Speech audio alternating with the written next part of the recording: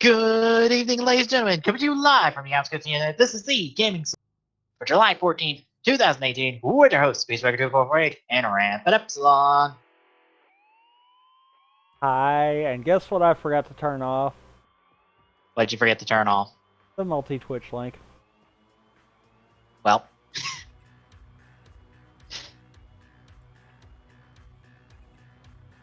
Oh wait, no, I didn't go on our dashboard. That's right. Wasn't entirely my fault then.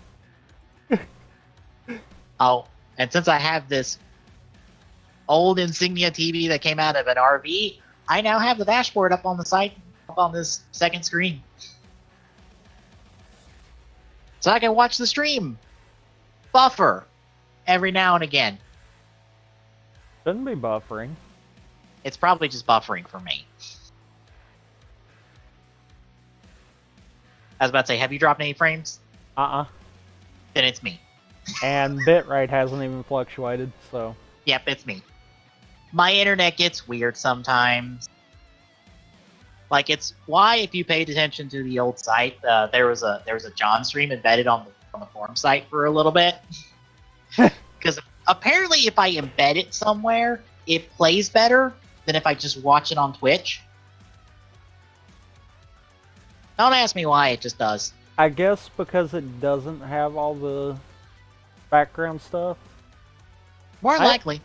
I actually need to find out some. And if it is broke, I need to go ahead and try to fix it, I guess. Because I had set up something at one point to where we could actually switch streams up through it. And I kept playing around with the multi-Twitch stuff. If I ever get that thing working properly, then this was an archive. That. This was an archive, not the live stream. Ah. Because for some reason, archive videos don't set up. Yeah, archive videos don't buffer correctly for me on Twitch. I've never had an issue.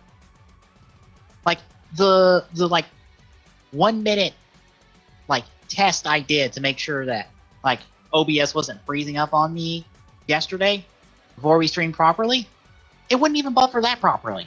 And that's a 1 minute video. 1 minute. I should not have problems having that buffer. And it was buffering, it was doing terrible buffering. I've never had issues with it. I don't know. I'm starting to wonder if it's not something involving the extensions I have or something. Or it's just my internet being dumb.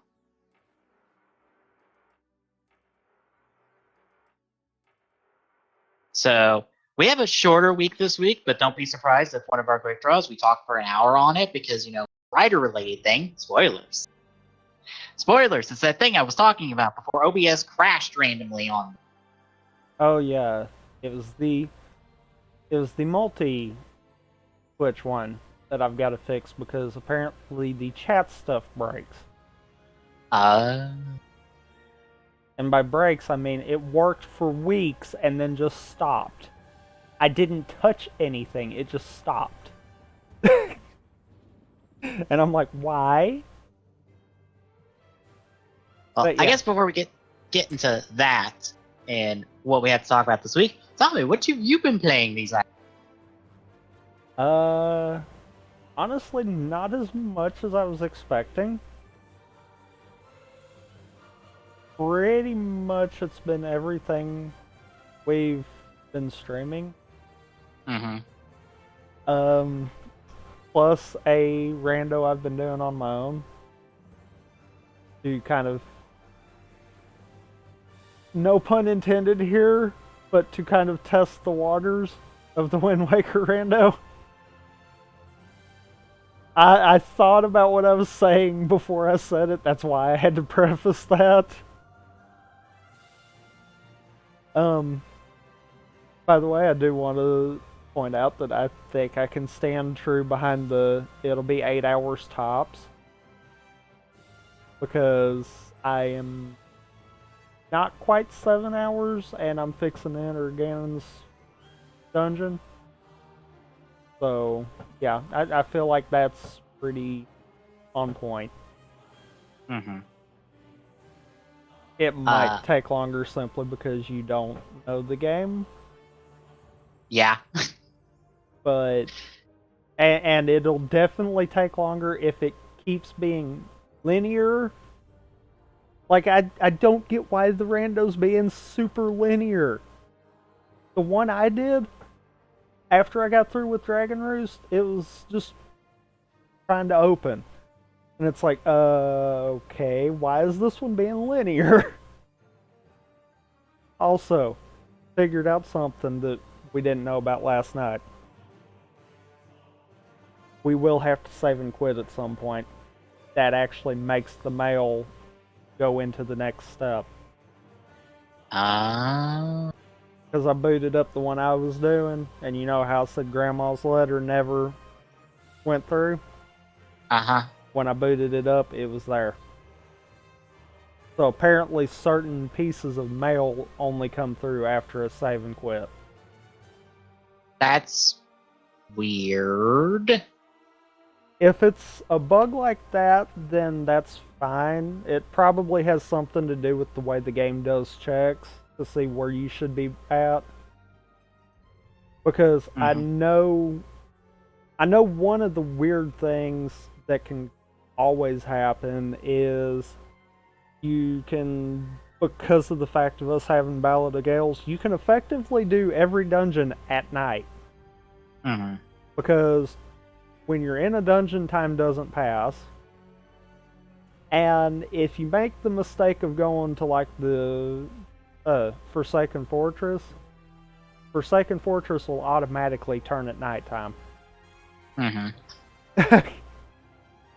So that's kind of where I was sitting at on my rando, was it's permanent night for a longest there. But yeah, apparently just weird checks. What's going on with that? Which I'm glad. That means there's only one bug, and that's on the tracker side, and that's one of the letters actually going through, even though the tracker says it doesn't exist. I'm fine with that.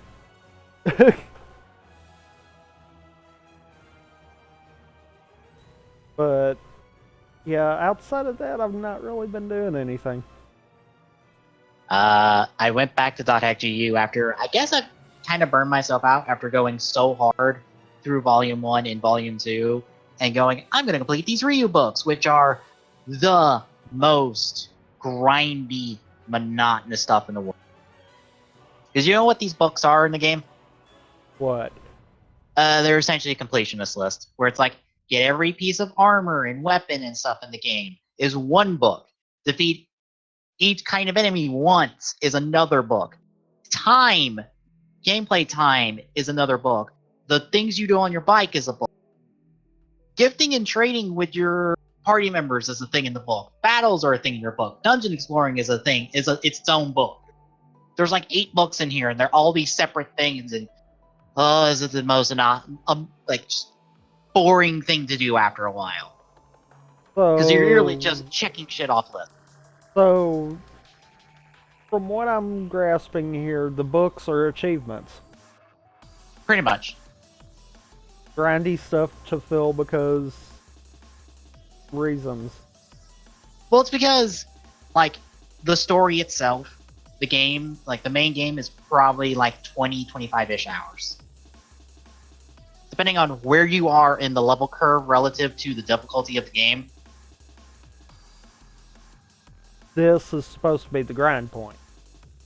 Yes. Gotcha. And you get bonuses if you max out the books and then go into the next volume with maxed out books. Like, there's rewards for doing that. But, is it the most boring thing in the world to do? But I guess kind of a good thing is for, like, the armor ones, for the weapon and armor, essentially the equipment book, you don't have to get all the equipment to max out the book. Like, I have the book maxed out in Volume 2 for that one, but I didn't get all the equipment. Like, there's several pieces of equipment I'm missing, but I haven't maxed out. And that's because in Volume 3, that all gets carried over, and it's like, alright, now you gotta get it all, get more equipment. Like the stuff that get introduced in Volume 3. So it's like, here's the new stuff you gotta do for this book.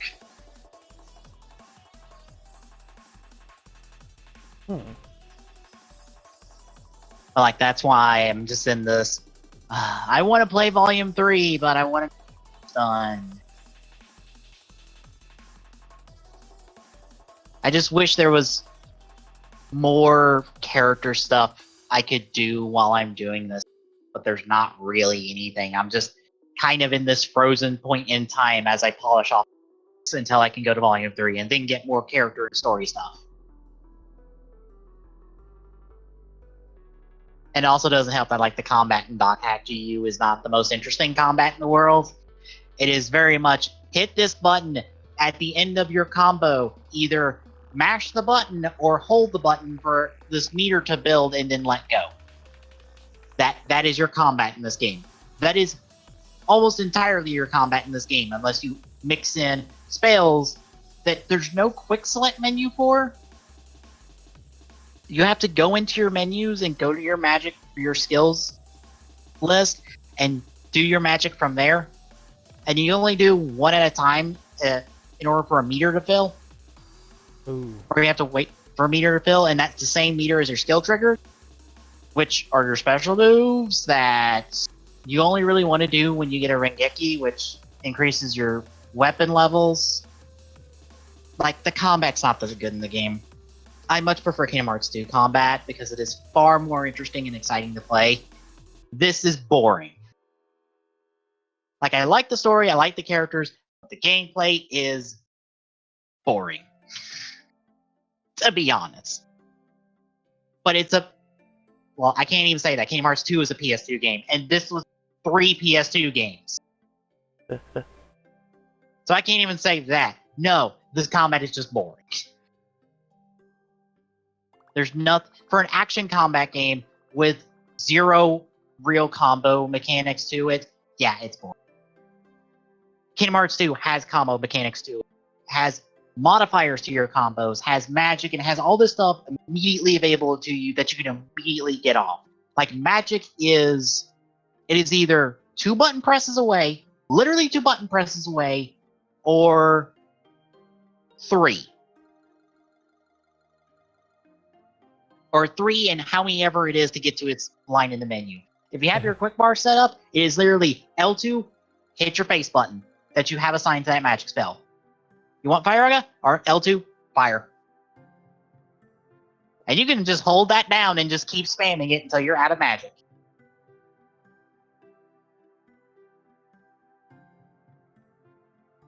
Like, everything's just immediately available to you. And the fact that KH3 is going to add in the ability to quick swap Keyblades on the fly, at least 3 Keyblades on the fly, and those Keyblades, they don't transfer their transformation, they store their transformation?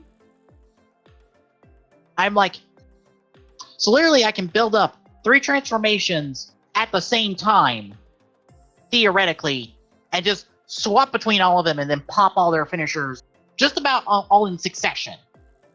In theory, if that's how the combat works. Like, that has implications. Do you imagine, like, doing 3 Keyblade transformations and just going, alright, just build up all these transformations and then just go, alright, boss, I'm blowing you up right now, because just blow them all on him. Just do that, do one, immediately swap to the other one, do that one, immediately swap to the other one, do that one, all the while mixing in magic if you need to. Like, there's some really cool implications on the combat for this. At least in the hard, under-the-hood mechanic stuff to it, which makes me really excited for a KH3 speedrun, because, oh god, when the speedrunners get a hold of this. Ooh, I just hope the revenge value system's in here. If it's in here, oh, that will be fun. Because I want to see what nonsense we can pull out the stun lock bosses for days. And just mop the floor with them. It's just like, let's just make the hardest bosses in this game piss easy, because we will destroy you using the mechanics you allow us to use. Yeah, there was that. I tried getting S Plus in Rainmaker and Splatoon 2, but that is proving difficult. But I'm not surprised. I'm literally the lowest level person in the lobby all the time.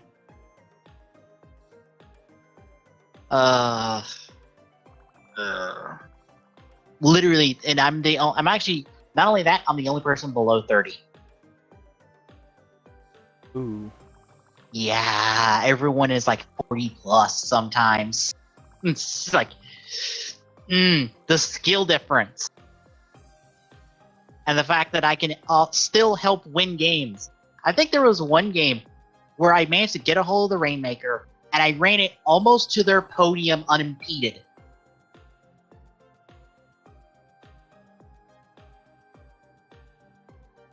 Yeah, I almost got it to them unimpeded. Bear in mind, in this level skill difference, I still was able to pull that off.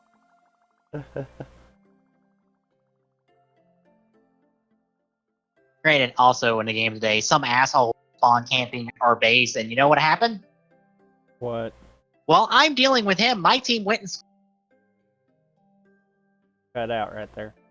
Oh. Well, while I was dealing with the spawn camper and just pretty much pestering him, or just keeping his attention, my team went and scored. I was like, fuck you, asshole! That's what you get for spawn camping me, you bitch! Literally, that's what you get. Instead of helping your team where the objective is, you spawn camp me, the only person here.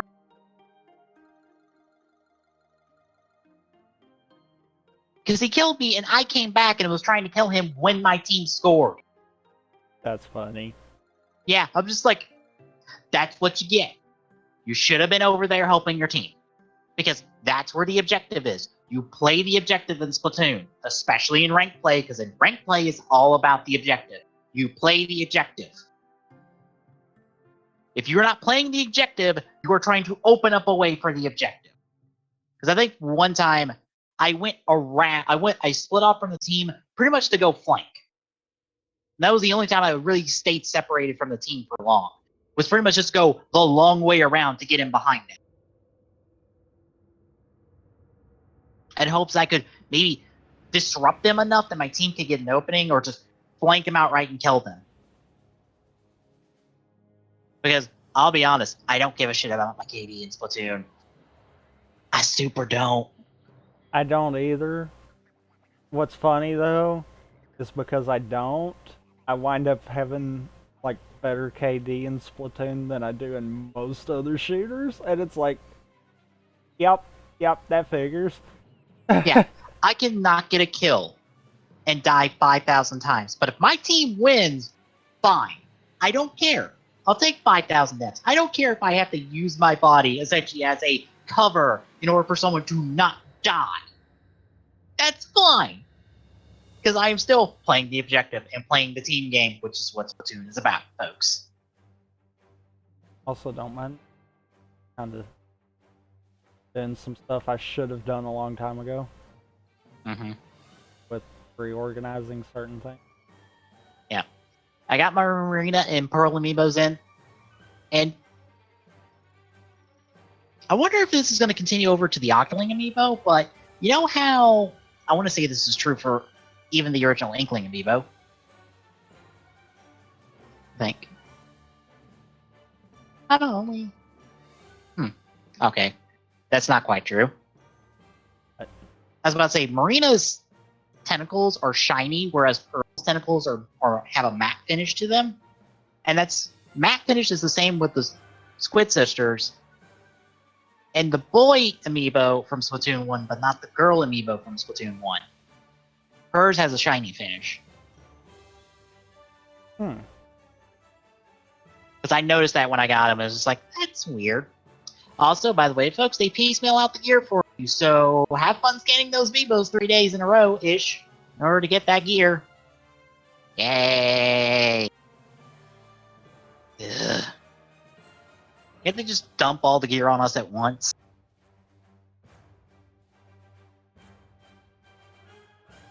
Granted, the top of the desk is half organized with all the Smash Amiibo and a couple others thrown in there, and then the other half of it is just them just cobbled together because I don't have risers to display them properly.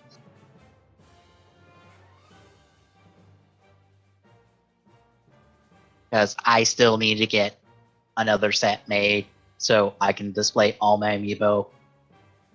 And then go, I'm not going to have enough space when the rest of these come out. Especially with the Smash announcements, Splatoon 2 new announcements, and God knows what else is coming in the future.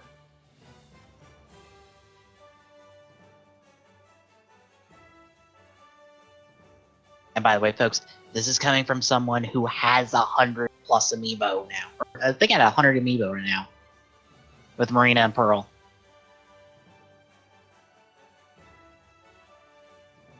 Let me check. I have a document to keep track of this because it's easier than getting up and counting.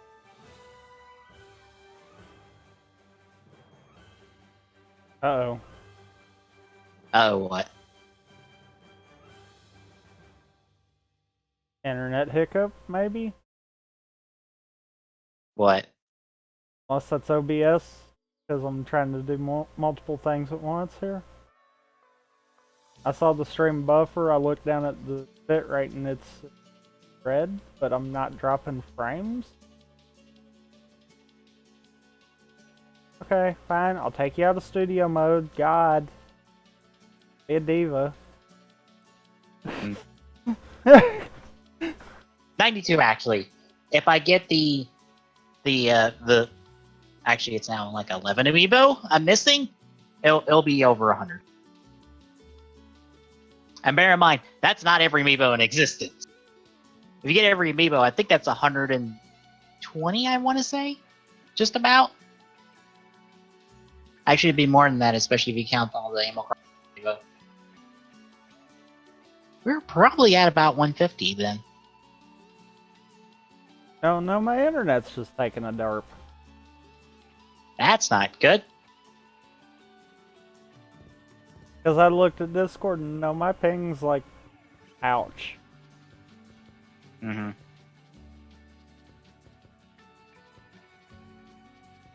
There we go, it's straightened back up. And there went the flood of frames to Twitch. Mm-hmm. I know we didn't have a article about this, but we were talking about it before. And that is all the Let's Go trailers and information that came out.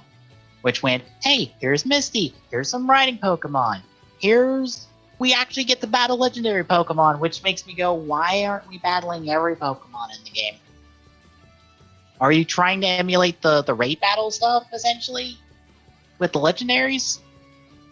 If so, do we still have to catch them like the way the rest of the game is? If so, fuck that, please.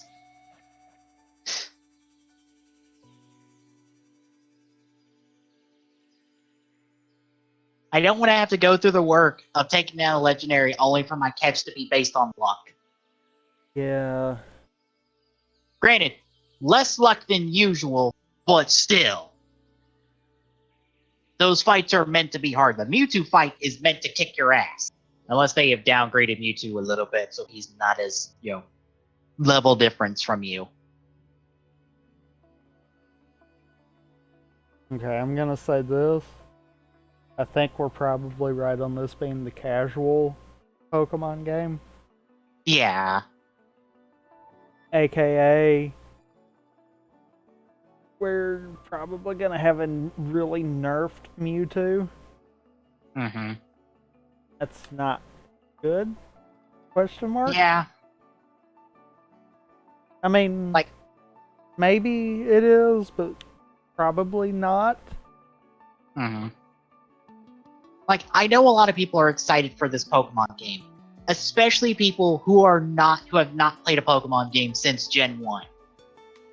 But I have to wonder, is it because of the Let's Go stuff, or is this because we are going back to Kanto, so it's the thing everyone recognizes? Yes. Because I'm feeling it's more we're going back to Kanto and going to the thing that everyone recognizes because, it's the Power Rangers effect. Most people know Power Rangers as the Mighty Morphin team, not as any other goddamn season after that. Yeah. I know that. I'm one of those people who had the experience of buying one of the Shout Factory DVD sets for Super Sentai Kaku Ranger specifically, at a Barnes & Noble closing event, and the cash register lady calling it Power Rangers. Yeah, I've had that experience. That every, like, outside of Power Rangers Toku fan, like, doesn't like to hear about, because it's like, there's more to this than Power Rangers. And I guarantee you, when people think Power Rangers, it's the Mighty Morphin days. That's why the Legacy line was drowning in Mighty Morphin, and will almost not quite drown in Mighty Morphin when it finally ends, like next year with Hasbro. Maybe, depending on how Hasbro takes the, like, any of the current toy lines forward with when they pick up the toy license. I saw someone tweet and going like, I would not expect them to apply everything that they've done to my Power Rangers just yet. And I go, yeah? Like, maybe they'll continue the Legacy line because that is a quick, easy going, hey, we can just keep the Legacy name going and producing stuff for it. Because that's a guaranteed collector's line, and we like our major toy lines to have collector and regular toy lines. Because that's how Star Wars is, that's how Marvel is. Because Star Wars has the Black Series, which is their collector-oriented toy line. Marvel has their Marvel Legends series, which is their collector toy line. Transformers has the Masterpiece line, which is their collector-oriented toy line. Generations kind of, like, is half and half because it's kind of collector-oriented, but on the other hand, it's kind of their main toy line when they don't have a TV series or a movie to promote. Which is kind of the case right now, because the only movie we're promoting is Bumblebee, and oh, guess what we're doing after Bumblebee? We're rebooting!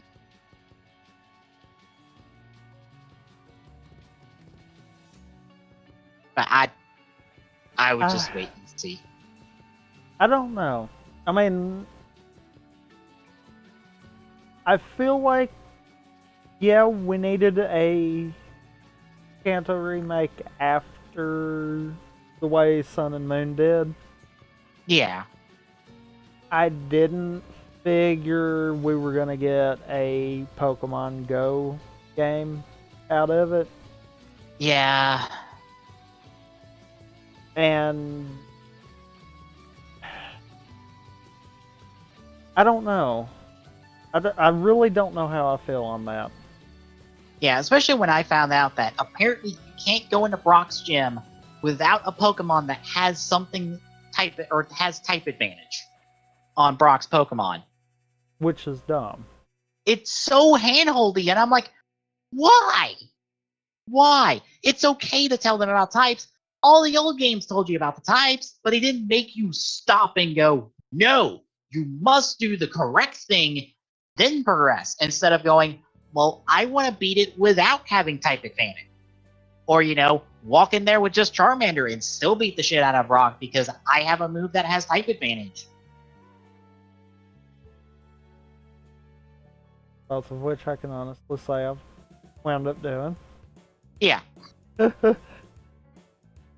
Because the point of Pokemon is you build your team the way you want to, and you find a way through the game.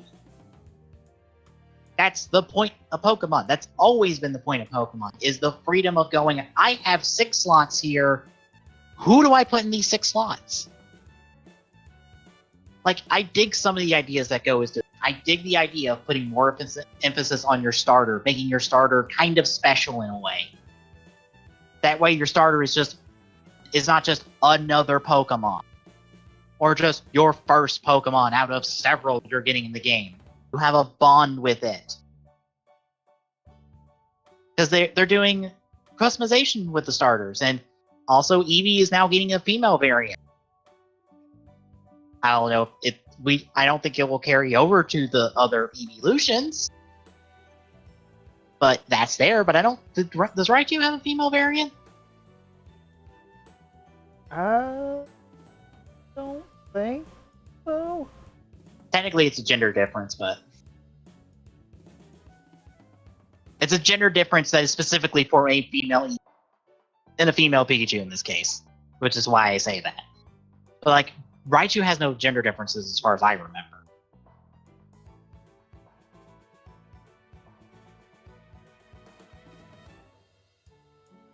Actually, let me look because Wikipedia has an article dedicated to all the gender differences.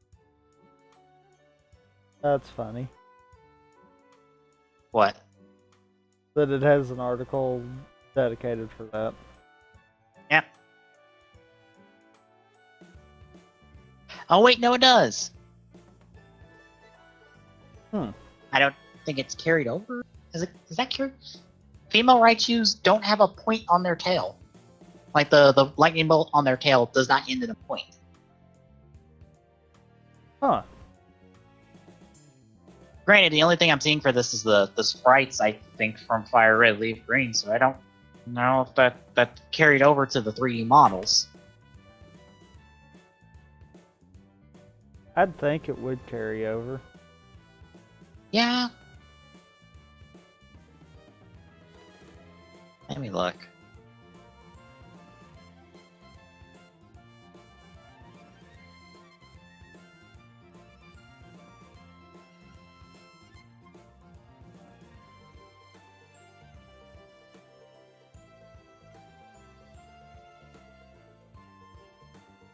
I was about to say, does this video use Sun and Moon to demonstrate these gender differences? That's what I care about more than 3D models. Just because a sprite has a gender difference does not mean the 3D model will have a gender difference.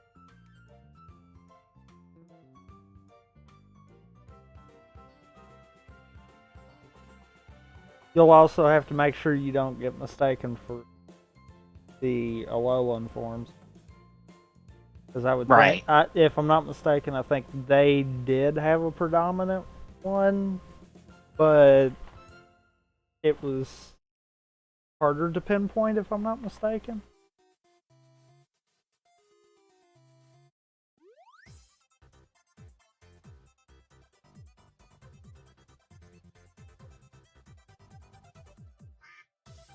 Well, unfortunately, I'm not seeing anything, so I'm not going to dig any further, but yeah, there's some ideas I like about Let's Go. There's other ideas I don't like. It seems like all the things I don't like are somehow either attached to Pokemon Go or attached to this idea that we need to super simplify Pokemon down for the people like who have maybe never played a Pokemon game and have to really handhold them, which why? Like, there's giving players the information they need to play the game. And then there's being super handholdy about it, and I think Let's Go is being super handholdy about it. It needs to knock it the fuck off. Like, it's okay for a character in front of a gym to be like, hey, Brock uses ground and rock. Was it rock type Pokemon? Yeah. Yeah, rock type Pokemon. You might want to come in with a Pokemon that has, like, that's this type or has a move with this type. Because I believe it bars you from entering if you don't have a Pokemon of a type, which ignores the fact that a Pokemon can learn a move with that type, possibly. Because, like, we know both Pikachu and Eevee learn Double Kick in this game, which is a fighting type move, which gives you type advantage going into that gym. So you don't need a Pokemon for the gym. It's a Charmander situation. Like, why are you telling me to go get a specific Pokemon where if I'm playing the game and looking at things intelligently, I know I have type advantage coming in if you're telling me I need fighting type. Oh, look, I have a thing with fighting type move. I can just use Double Kick and make my way through the gym. Like, why force me to go a roundabout way to teach me types when you've already taught me about types? You don't need to make me go get a Pokemon for it. Which is the stupid part, in my opinion.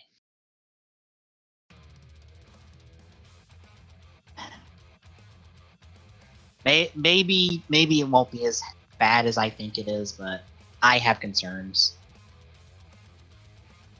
And what's weird is I feel like I'm the only one concerns about the game, because otherwise I feel like everyone's all hyped and ready for this game. I'm not. It's one of those I am, but I'm not at the same time. one of those. I am to the point of I think it's good that we're getting it, but at the same time, I'm like, it's essentially Pokemon Go, so personally, I'm not interested. Yeah.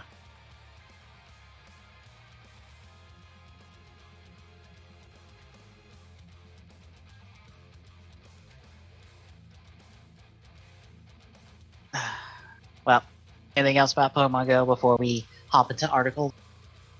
I guess not, so let's go into articles. All right. Sorry, bad transition. Yeah. So, you know how Skyrim is getting ported to everything?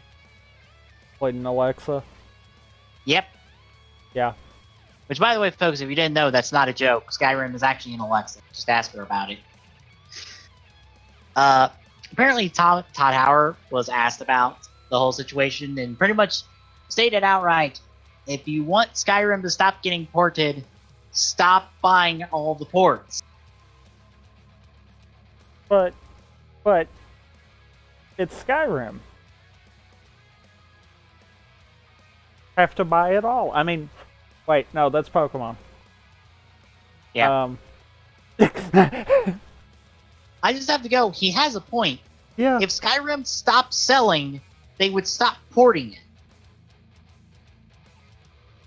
Because it keeps selling, they're scratching their brains figuring out what to port it to next. Pretty much. I mean,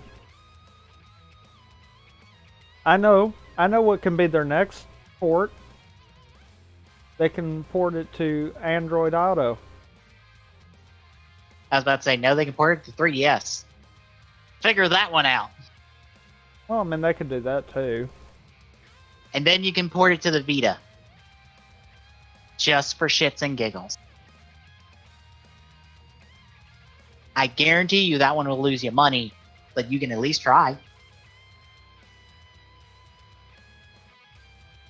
Well, I mean, if we want them to try on dead consoles, then why did we skip the DS and the PSP?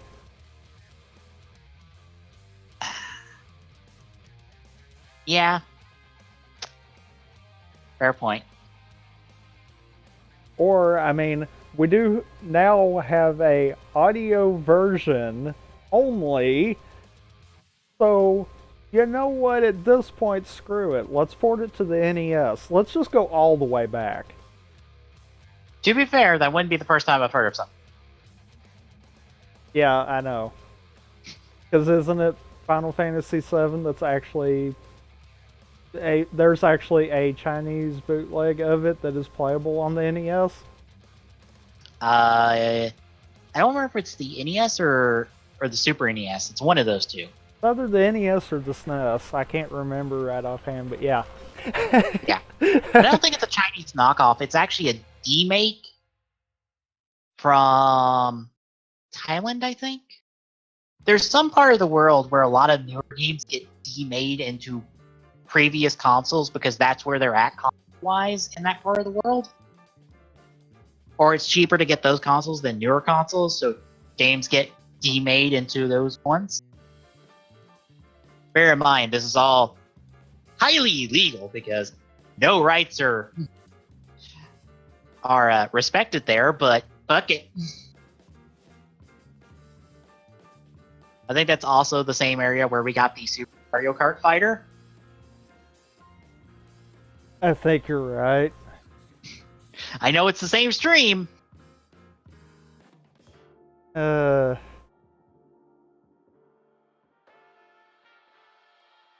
Well, speaking of Pokemon Go, specifically Niantic, you know their game before Pokemon Go that a lot of the structure of Pokemon Go is based off of Ingress?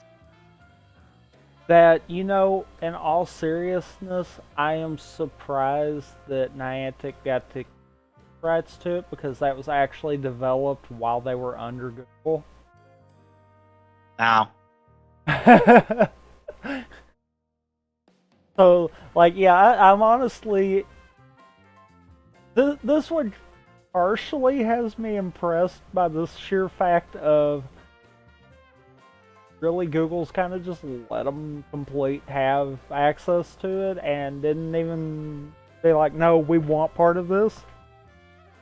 Well, there's Ingress is getting an anime series on Netflix. You know, though, okay, I say that, but at the same time, I'm also thinking, why? Why?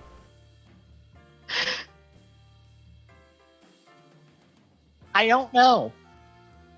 I mean, I've seen it posted, I think on Reddit actually, where people have said, honestly, Pokemon Go and Ingress are the same game.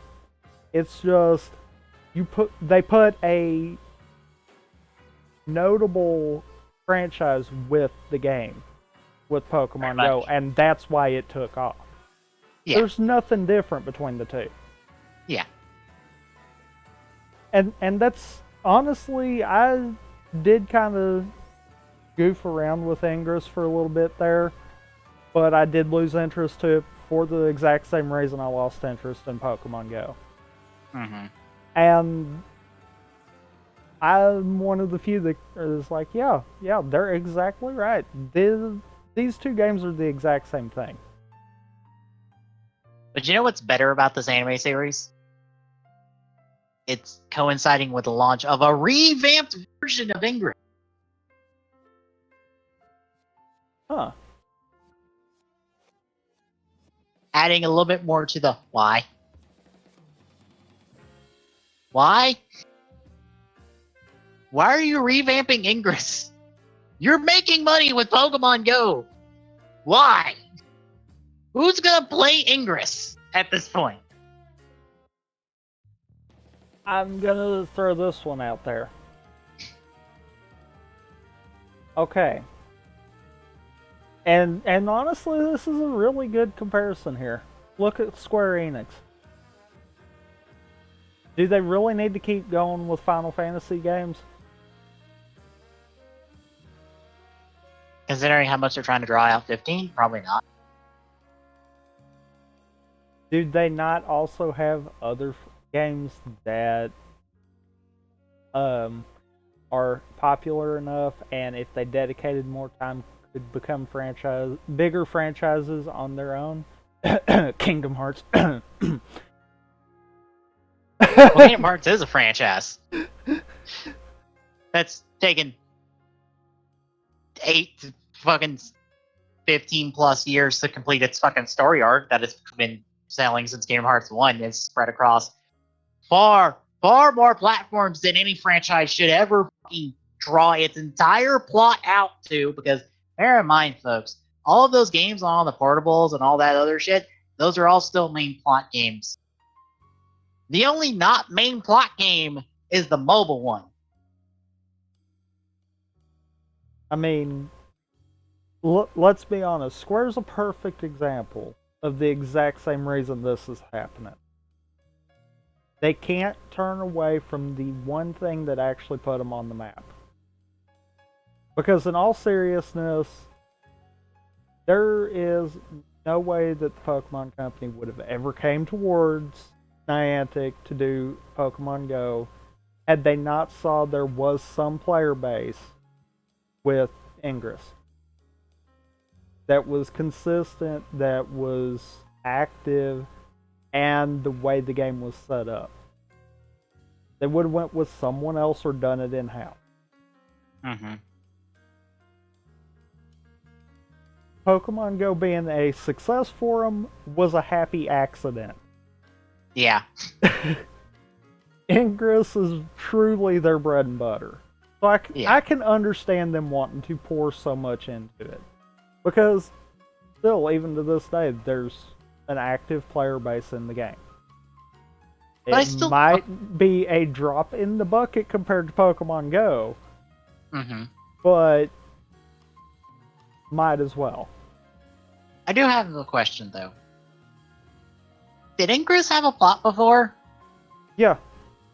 Okay. I was wondering about that part. I'm like, did Ingress have a story? Yeah, it actually did. Okay. I'm still... at the point of why with the anime. Like, I'm not gonna lie about that. I'm not gonna try to give them excuses. The why for that does seem a little out there.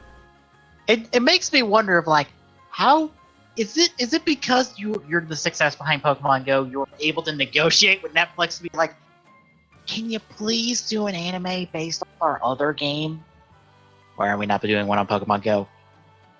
Because it's not ours, and you have to deal with Nintendo and the Pokemon Company on that one. And you can just do this, and you can say that you have a anime series based on a like well-known mobile game developer.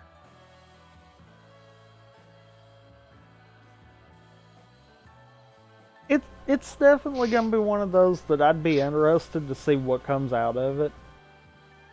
I'm going to hope it's not a hot mess. I think that's gonna more boil down to how long has this been on the table before it actually got pitched to Netflix? Because that might be the thing. Well, I think Netflix. If this is one of those that it kind of got slapped together last minute and Netflix is like, oh, Niantic, yeah, you guys did that Pokemon Go thing that everyone loves. Yeah, sure, we'll do it. Then, yeah, it'll be a hot mess.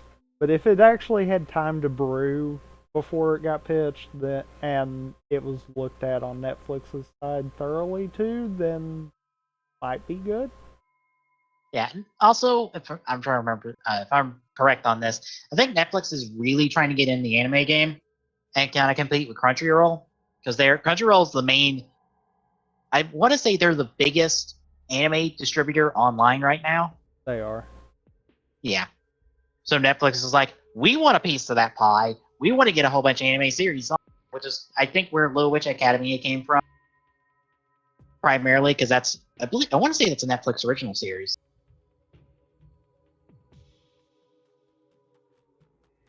Yeah, I want to say that it is because I think Trigger made it for them. Which, by the way, that show is actually good.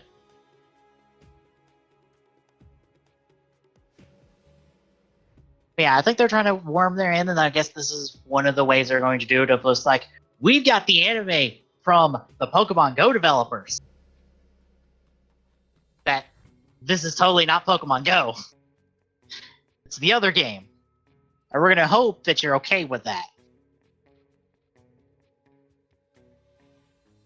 I have to feel like this show is essentially being sold on Niantic's on the connect the dots of Niantic to Pokemon Go to Ingress. I think that's the entirety that this show is being sold. Because I don't think it's going to be sold on Ingress's own merits. Because I don't think people are going to really know what Ingress is to start with.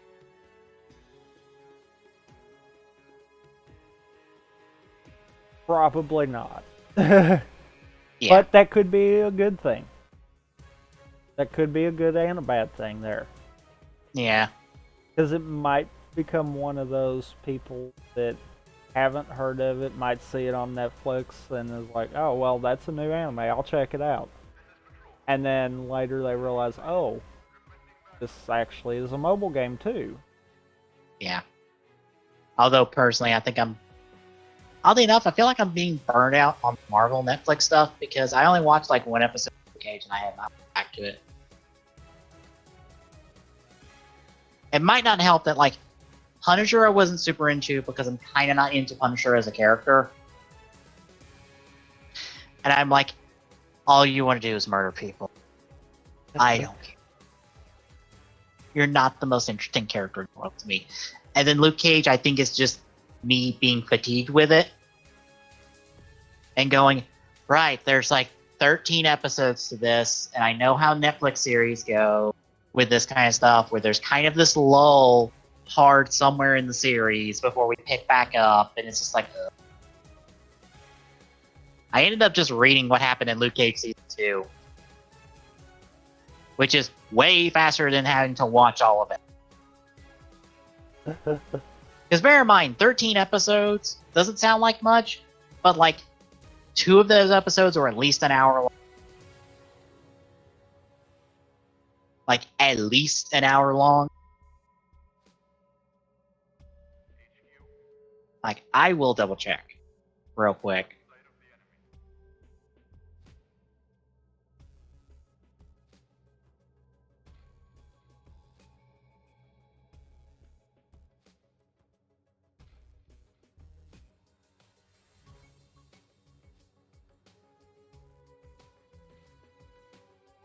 Oh no, that's 13 episodes that are all an hour long, if not more. At least one is 70 minutes long, which is an hour 10. They're all about an hour long. So that is 13 hours. That is half a fucking day at least watching a Netflix series. I think I'm just burnt out on that, on trying to binge watch them. Like, if I want to binge watch a series, it needs to be short on its episode count or short on its episode length. So that way I'm like, all right, got this episode done. Boom, done. It's just watch it, done, moving on.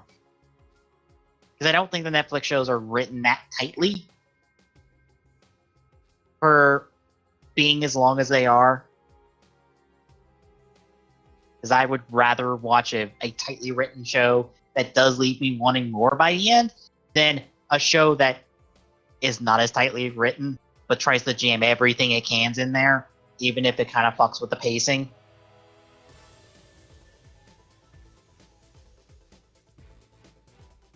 But I guess we'll have to wait and see in Ingress. But you remember PT, right?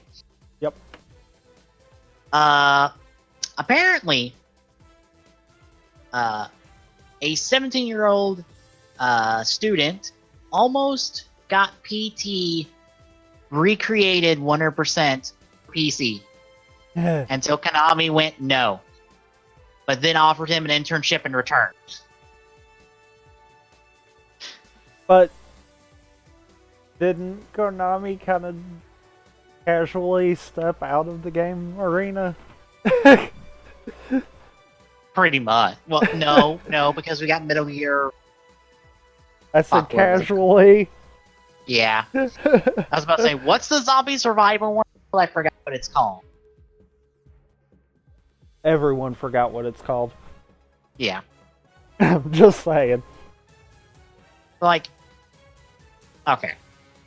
I have a couple questions about this. One, why did you wait until he was almost done to then cease and desist him? Did you not hear about this before now? Probably not. 2, why the fuck do you care? You're not releasing anything for PT anymore.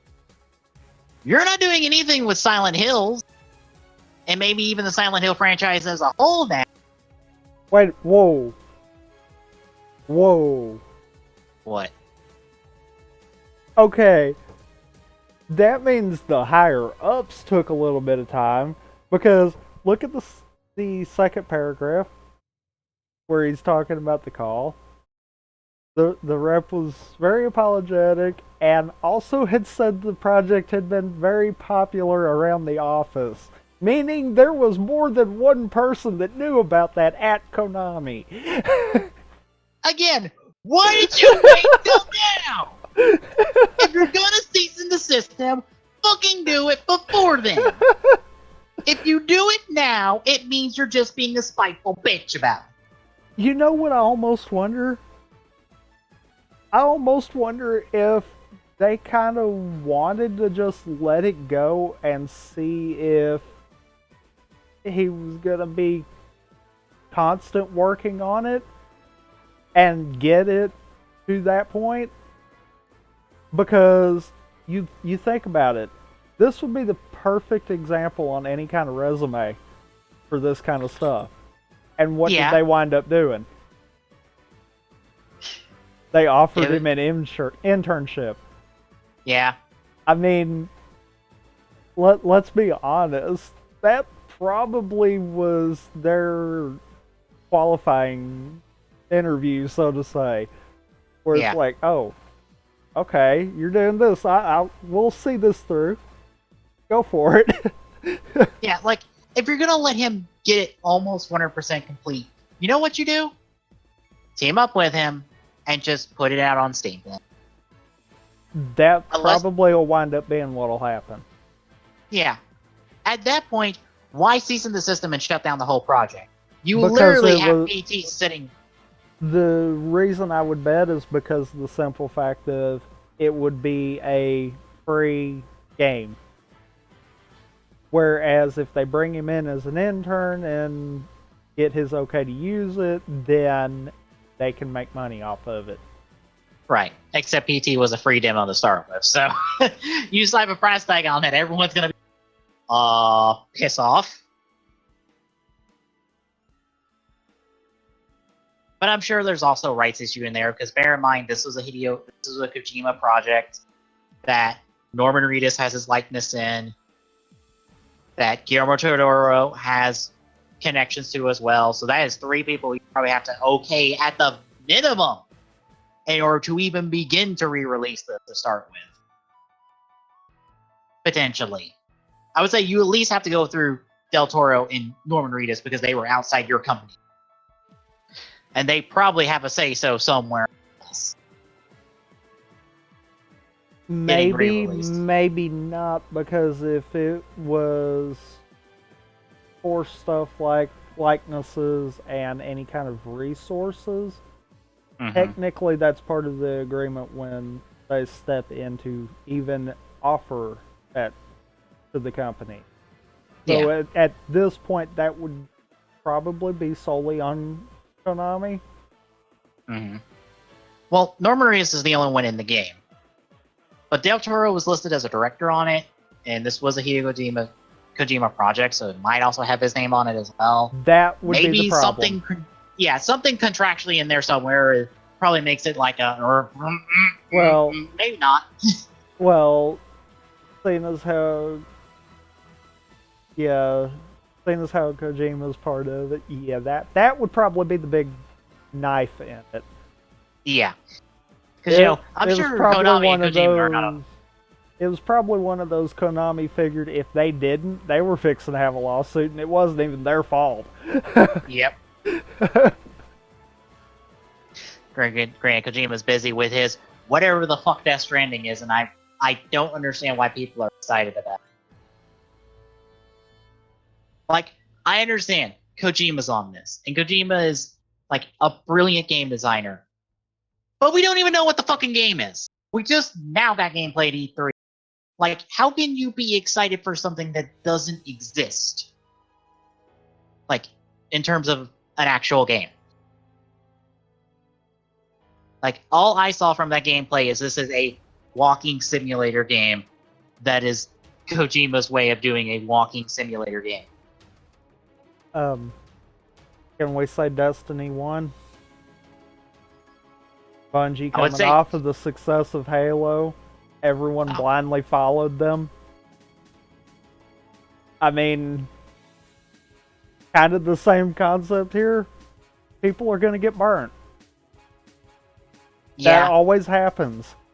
Yeah, I honestly feel that is a very, very distant possibility.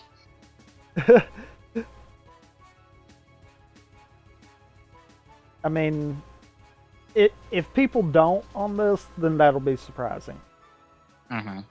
But for the most part, whenever stuff like this happens, yeah, that's a given. Someone's gonna get burnt. Yeah. But yeah, I have a funny feeling that Konami was probably like, okay, if we don't, we're fixing to have a lawsuit, so let's go ahead and just do this. But I think the reason they probably let it go so far was they were probably impressed that someone was able to keep progress on this.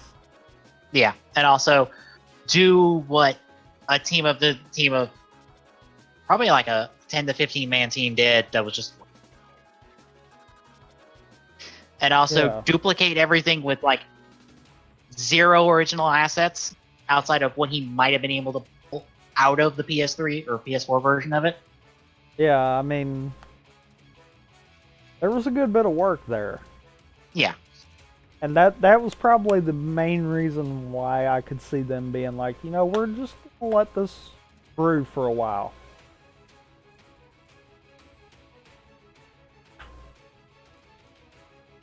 Well, we do have better news. In weird news, considering a previous announcement we had related to, we've got, and even they're up for pre-order right now. 3 Smash Amiibo, the Inkling and Ridley Amiibo that were revealed at E3, plus the newly revealed Wolf Amiibo.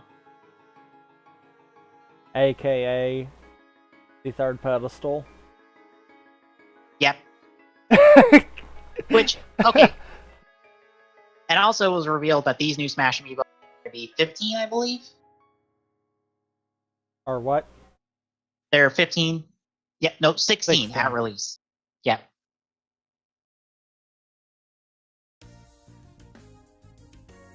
Which, okay, here's a weird thing about this.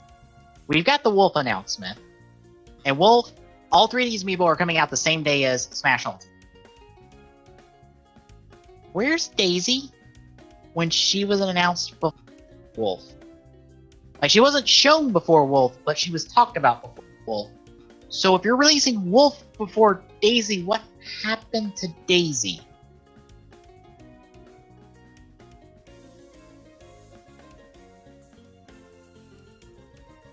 Another phase, maybe? Maybe? Like, but why delay her and replace her with Wolf?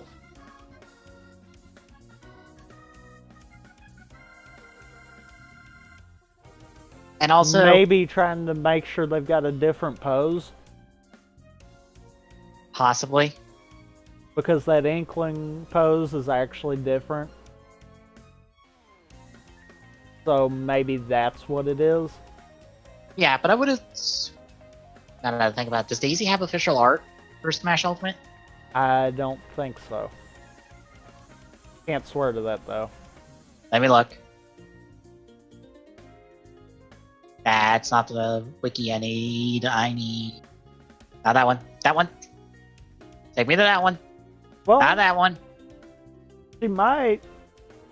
I think she was in that poster that they had at E3 of all the characters.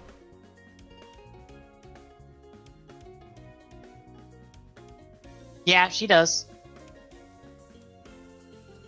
But that amiibo does not match Inkling's artwork. The Ridley one does, but not the Inkling.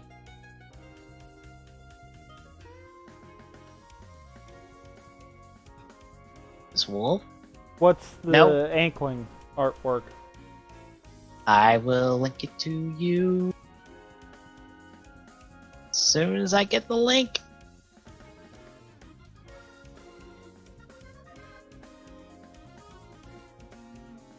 Like, I will double check through the official website, but I pulled it off the Smash Wiki, and they have all the official art there. That is pretty much the same pose. Like, there's slight difference on gun position, but yeah. Right. Well, it's weird to see a difference because all of the amiibo match perfectly their artwork from... Or all the Smash amiibo match the artwork perfectly. So it's weird to see one with a difference. But that's not a big difference. I wouldn't call Right. that one anything to worry about. Right. What about the wolf one? The wolf is the exact same. That might just be something...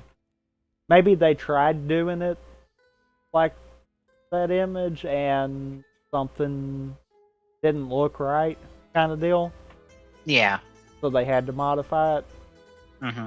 And the Ridley one's the same as well.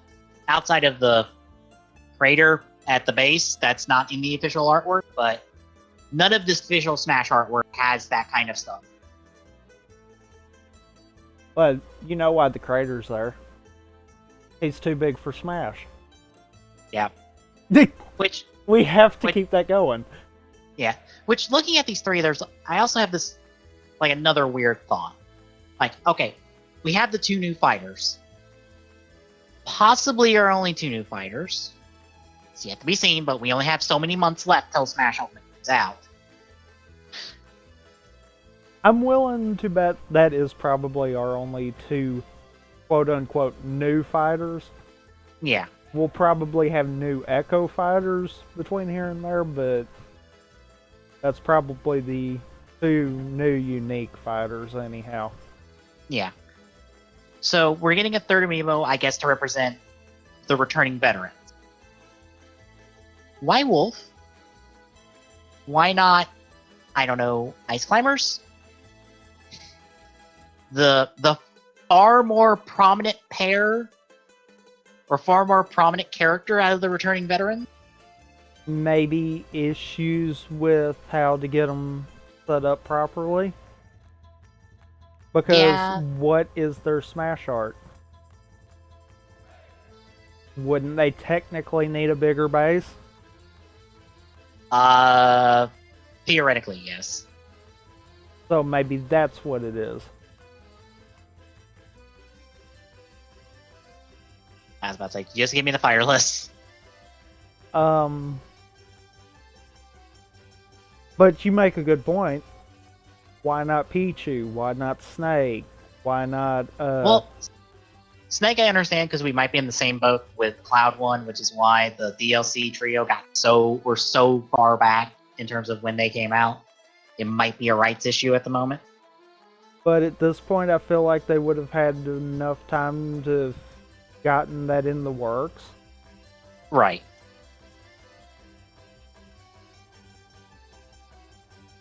Because let's be honest, we kind of knew about the Switch long before we were actually quote-unquote finished with Smash 4.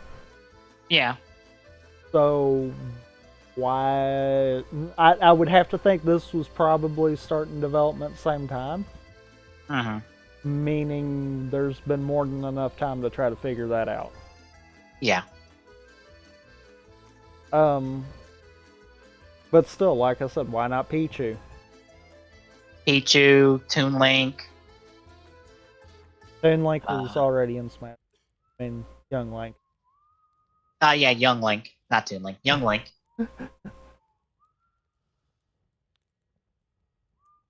The Pokemon trainer. Yeah. Which, granted, that's a complicated one because it's like, how do we do Pokemon trainer? Well, that's a double complicated one.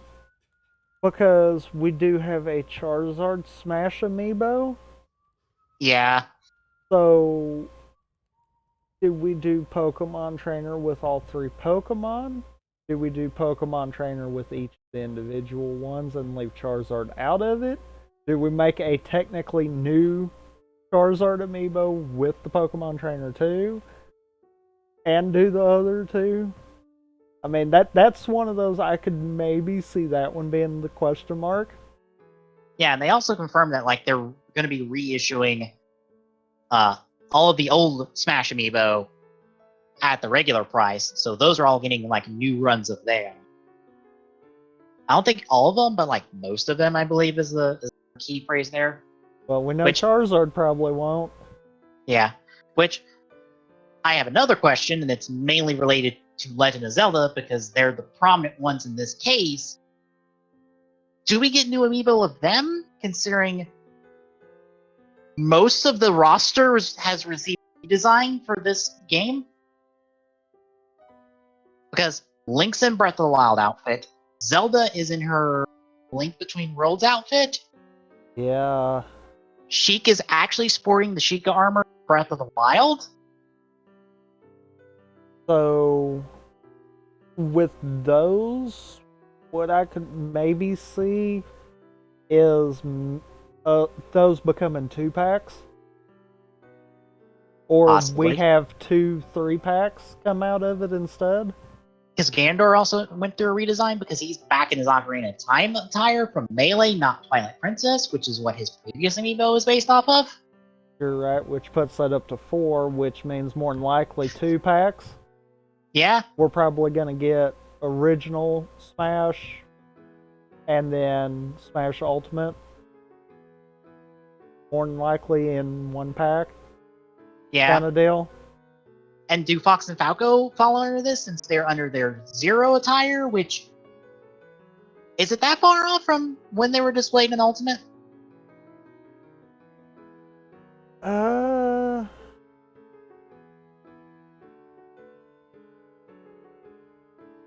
I don't think their Smash 4 and Ultimate attires are too different. I don't think so. Falco might be. Like, he might be the question mark.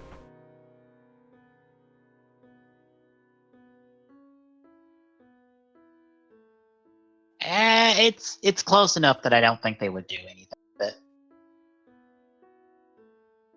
But then I also have the personal question of, since Ike is also repping his Path of Radiance attire, is that getting amiibo maybe?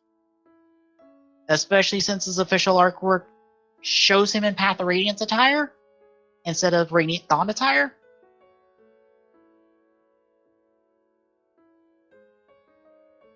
That might be a question mark. I mean, I know. stuff like that, probably not.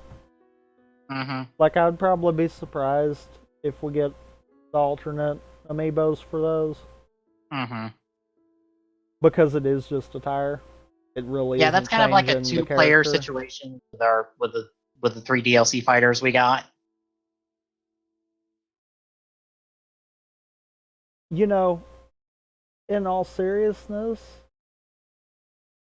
both Inkling Girl and Boy are in Ultimate under one fighter, correct? Yes. Actually, they're set up like a villager, where they're half and half. I'm surprised we're not getting some kind of a 2-pack out of that. Mm-hmm. Which, I have a question now in terms of compatibility. Like, okay. We know, based off previous experience, that characters from other lines can double as Smash Amiibo for their respective characters. Right. And vice versa. Right. So we have an Inkling Girl. So assumingly the Inkling Girl from Splatoon 1 will also be her, data-wise. Yeah. But will the rest of the Inklings also do that too? Probably. And the reason I say probably is because I do know, remember the 8-bit Marios that came out? Yeah. Those functioned as regular Mario. Mm-hmm. Where I was kind of curious on that, because yes, it is Mario, but it's an 8-bit Mario amiibo, so maybe that had different code. I would think any of the Inklings would probably trigger for the character. Especially seeing as how, if I'm not mistaken, the color lineup we had actually represents every color we've gotten in amiibos. If I'm not mistaken, it's either every one of them or most of them. Meaning we're probably safe to say yeah on that one. However, I don't think the special Splatoon amiibos are gonna do anything. It's probably just gonna be the Inkling Boy and Inkling Girl amiibos. Right. I'm trying, because I had... You remember, like, way back when I was showing you the video about some guy did a interactive shelf for Amiibo? Yeah. He had data on GitHub for it, coding stuff. I don't think you ever gave me that part of it. Yeah, I'm trying to find that. Because he actually had specified in there, like, coding stuff for recognizing the different Amiibo. And I think the 8-bit ones were registered differently.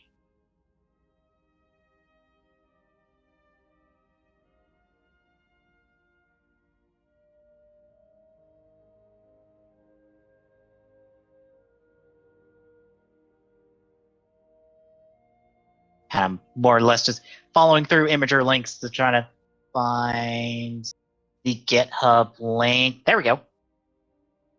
And dig through the code. Because if I'm right,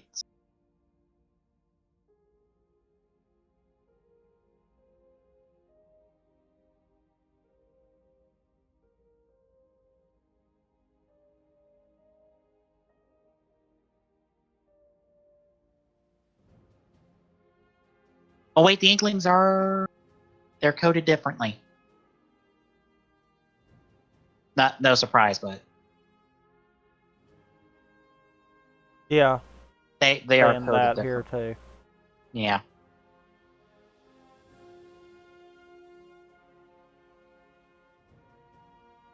Which I'm not surprised. They have to be coded differently for Splatoon 2 for Splatoon for them to recognize which one's which.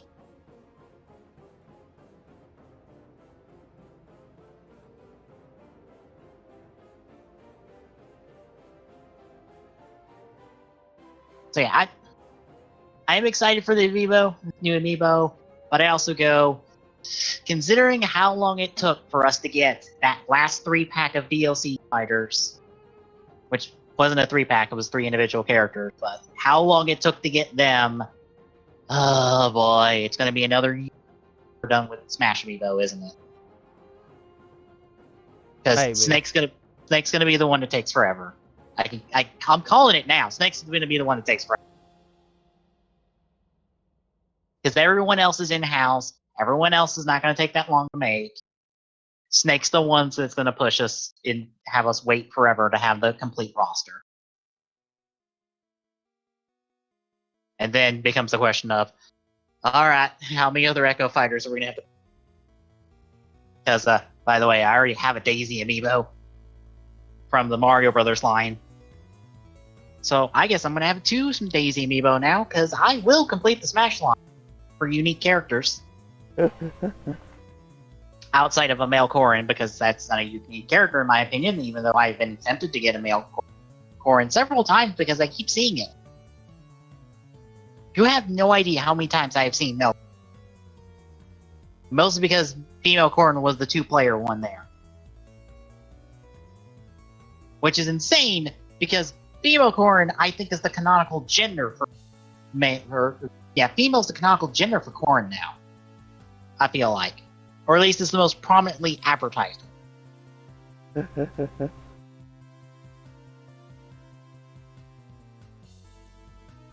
So, yeah. But, anything else to say? No, I guess we should move on to releases. Yep.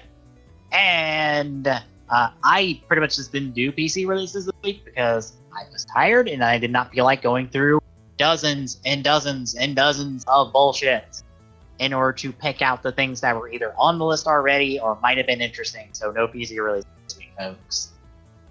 No PC releases. That sucks.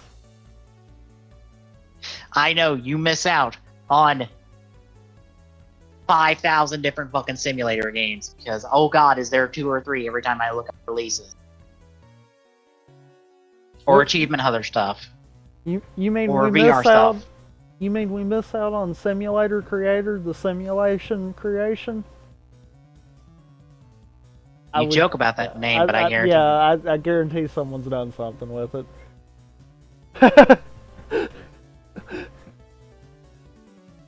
But anyhow. Yep. Starting out on the 17th, we have Adventure Time, Pirates of the Enchiridion? I think it's in Kyridian. In Kyridian, first on PlayStation 4 and Switch. That's the Adventure Time RPG, isn't it? I believe so. That might turn out to be pretty good. It looked pretty good when we looked at it like a few months ago.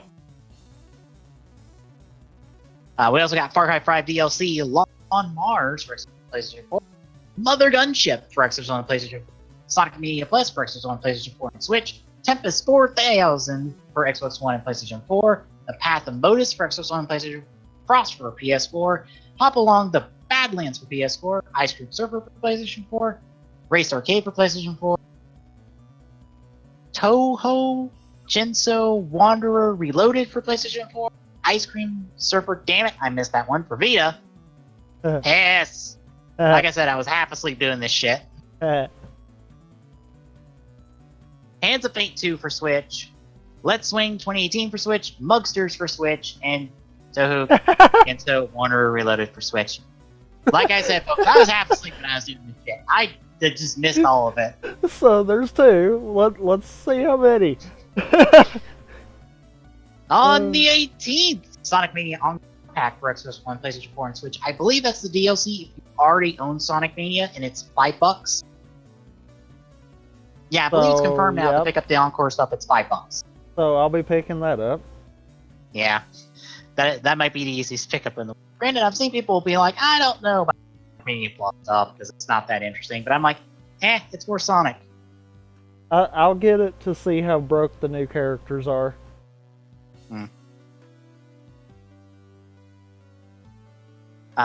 We also have the long reach for Xbox One. The Mooseman for Xbox One, PlayStation 4, and Switch. Animal Rivals Nintendo Switch Edition for Nintendo Switch. Vertical Strike Endless Challenge for Switch. On the 19th, we have Nidhogg 2 for Xbox One. ACA Neo Geo League Bowling for Switch. Arcade Archives City Connection for Switch. Frost for Switch. Guts and Glory for Switch. Johnny Turbo's Arcade Shootout. Lost Phone Stories. No Reload Heroes. Full Panic. Sausage Sports Club. Starship Avenger Operations. Take Back Earth. And Tanzai for Switch. On the 20th, we have Thumper for PlayStation 4 and Switch. Frost for Xbox One. Rokai for Switch. Spheroids for Switch. And VSR Void Space Racing for Switch. On the 23rd, we have Persistence for PlayStation 4 and Zachariah Pinball for Switch. On the 24th, we have Ace of the Luftwaffe Squadron for Xbox One, Mega Man X Legacy Collection 1 and 2 for Xbox One, PlayStation 4, and Switch, No Man's Sky for Xbox One. I assume that's some DLC of some variety because No Man's Sky is out on Xbox One right now, I think.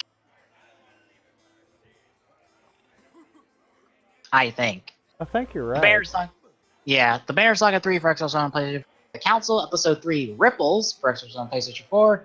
Train Sim World for Xbox One and PlayStation 4. Earhart for PlayStation 4. Flashback 25th Anniversary Collector's Edition for Switch. Semblance for Switch. The Toby the Secret Mine for Switch. And Boys for Switch. Which, that one also is already on the Switch, so I'm guessing DLC? Maybe. Like, I think that's 2 we've gotten mislabeled.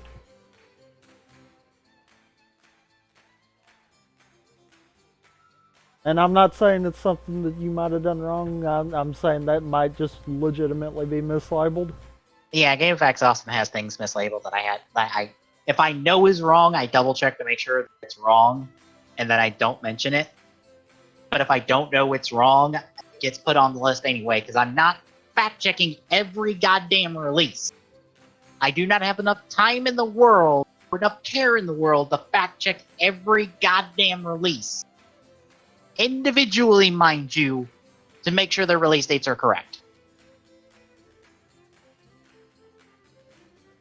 So, on the 25th, we have Candle, the Power of the Flame for Xbox One. On the 26th, we have 2064 Read-Only Memories Interval for Switch. Candle, the Power of the Flame for the Switch. Sleep Tight for Switch, and Banner Saga 3 for Switch. On the 27th, we have the Banner Saga Trilogy Bonus Edition for Xbox One and PlayStation 4. Hello Neighbor for PlayStation 4 and Switch.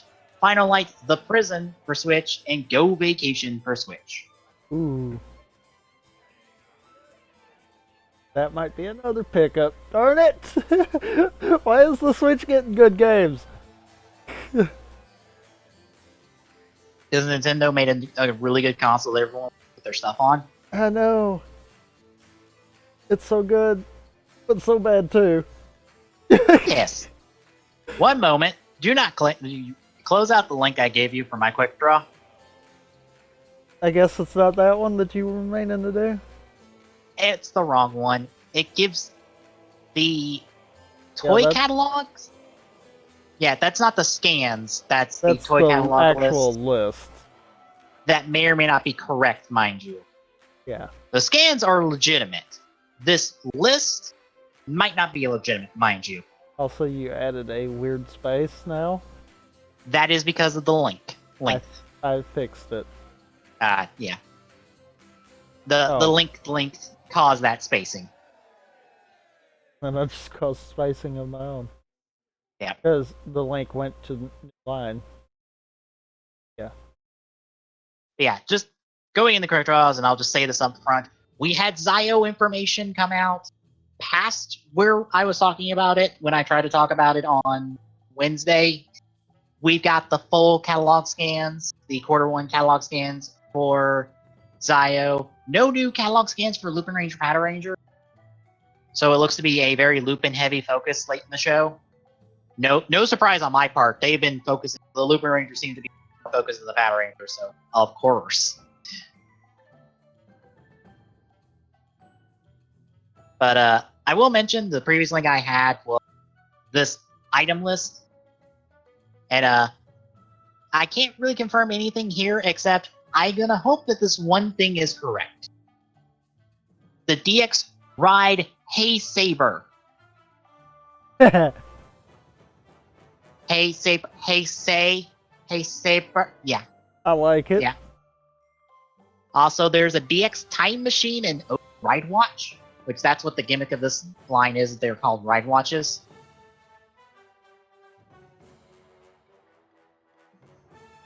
Also, there's a Kodama Watermelon Arms for some reason in here. I have no idea what that's about. Huh. Bear in mind, I have no context for any of the toy list stuff here because it's just a name on a list that can easily be fake. Like, I think someone's backed it up by saying he got it from an official retailer. Half this stuff is not in the catalog we got, so it might be going in the Q2 stuff. So here we have. I believe it's technically supposed to be called Gio. Sorry, I was kind of flipping through everything. Yeah, there's a lot to take in here. A lot to take in. I know. I believe it's pronounced Gio because that translates to Time King instead of Zio, which I don't know what that translates to, but it translates to the wrong thing. So it's Gio, even though it's been romanized as Zio. I say, I will pronounce it however the fuck it's pronounced in the show. That's my rule of thumb. Also, are we getting like a probably episode 2 secondary rider? That's the thing. I don't have a plot. I have a potential plot summary that apparently involves Sento. Well, one plot summary that involves Sento. And this rider, which is Gates, by the way. Gates is apparently from the future. I believe it's, what did I tell you, 2068? Yeah.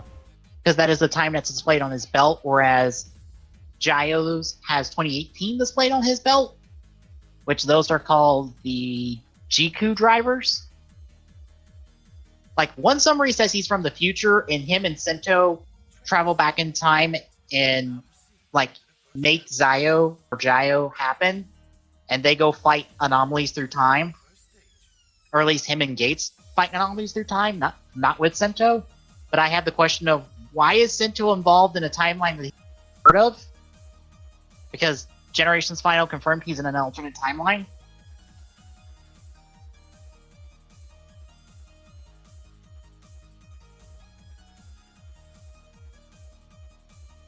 But well, a different... not... Actually, did it confirm different timeline, or did it just confirm different universe? Either or, he would not be, like, Gates would not easily drop off to go pick up Sento to go handle shit in not his universe to start with.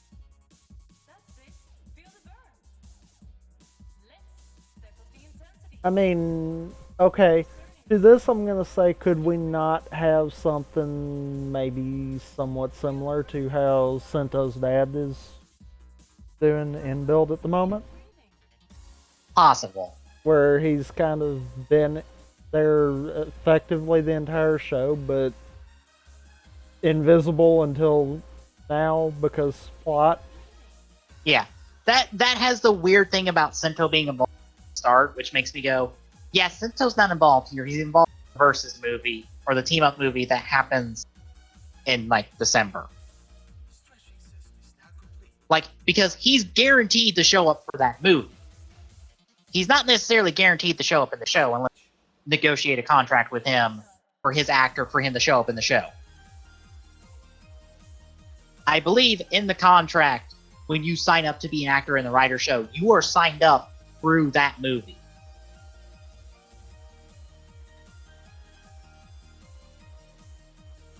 Okay. So that's what makes me suspicious. Okay. Thought. And this is kind of going out on the limb here. But what if in the show the reason for Gates' existence is because of Sento, but the reason why Sento doesn't make Gates isn't until the movie? That's a possibility. Like, just dropping Sento in here for, like, no fucking reason makes me extremely suspicious. Well, the reason like, I say that is because anyone could be a hand handing Gates the driver. Yeah. So you could set it up as that for Gates' introduction. Mm-hmm. And then in the movie is when you can do the plot dump of, oh, that was Sento handing that. Right. Because this happens here. But we also have a second plot summary that is completely different from the other plot summary. The second plot summary has an organization called Blood, totally unrelated to the Blood Stark family, or Blood family with Stark and all that other bullshit clan thing from Build and their movie. Completely separate organization. Once more suspicious.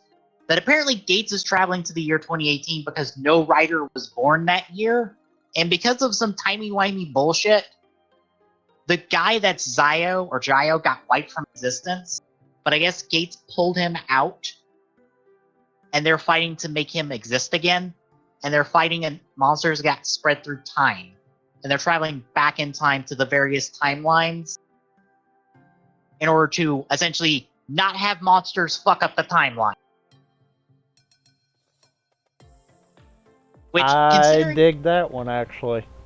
Which, that actually lines up with the fact that all of the ride watches display that rider's time, at least year-wise, in the belt.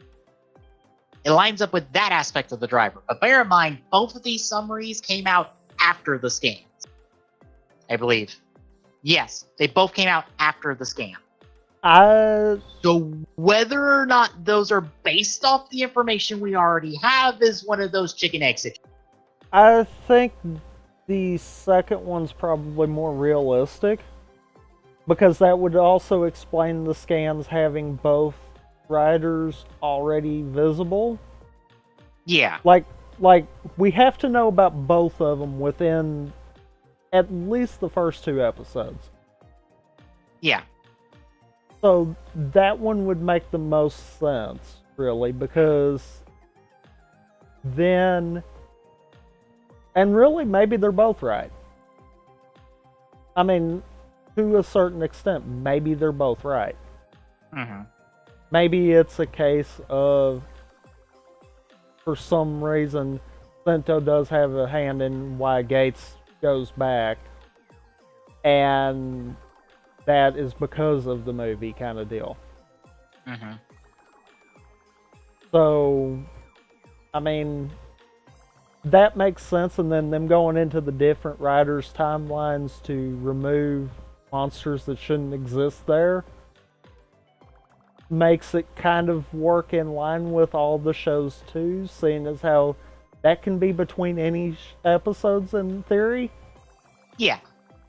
So they've got a lot more creative freedom with that too. Yeah. Because, like, that would also give them creative usage of footage, because all they could do is just drop the fights in the background of certain episode scenes, and that saves you on being able to have to bring back actors, which, again, more rumors. But apparently there is talks in Toei about this being the most expensive rider season ever. Because, there's also talks because of rumors that nailed the fact that there's katakana and hiragana, or katakana on Jayo's face that spells rider, that nailed that aspect. That supposedly Jayo is female? Supposedly. According to the rumor. Whether or not that's the case, I don't know. Both suits look just about as gender-specific as every other rider suit tends to be. That isn't specifically female. And by specific female, I'm looking at Poppy. Because you are very obviously a girl with your suit.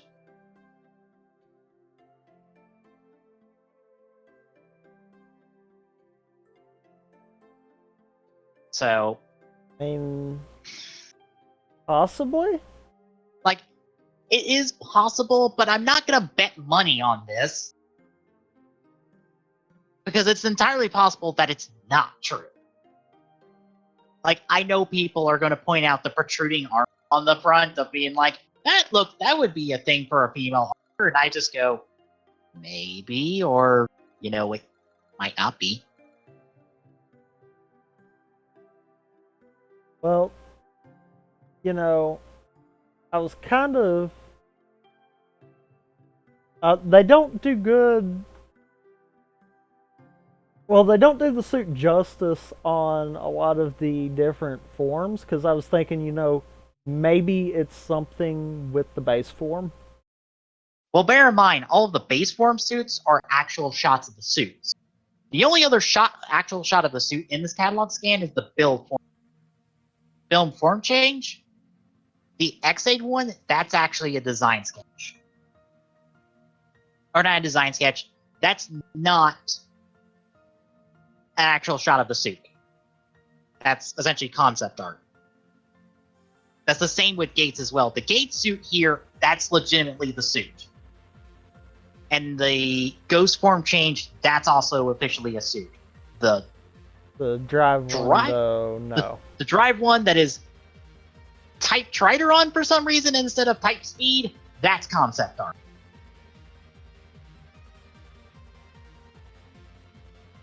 Yeah, you're right on that completely.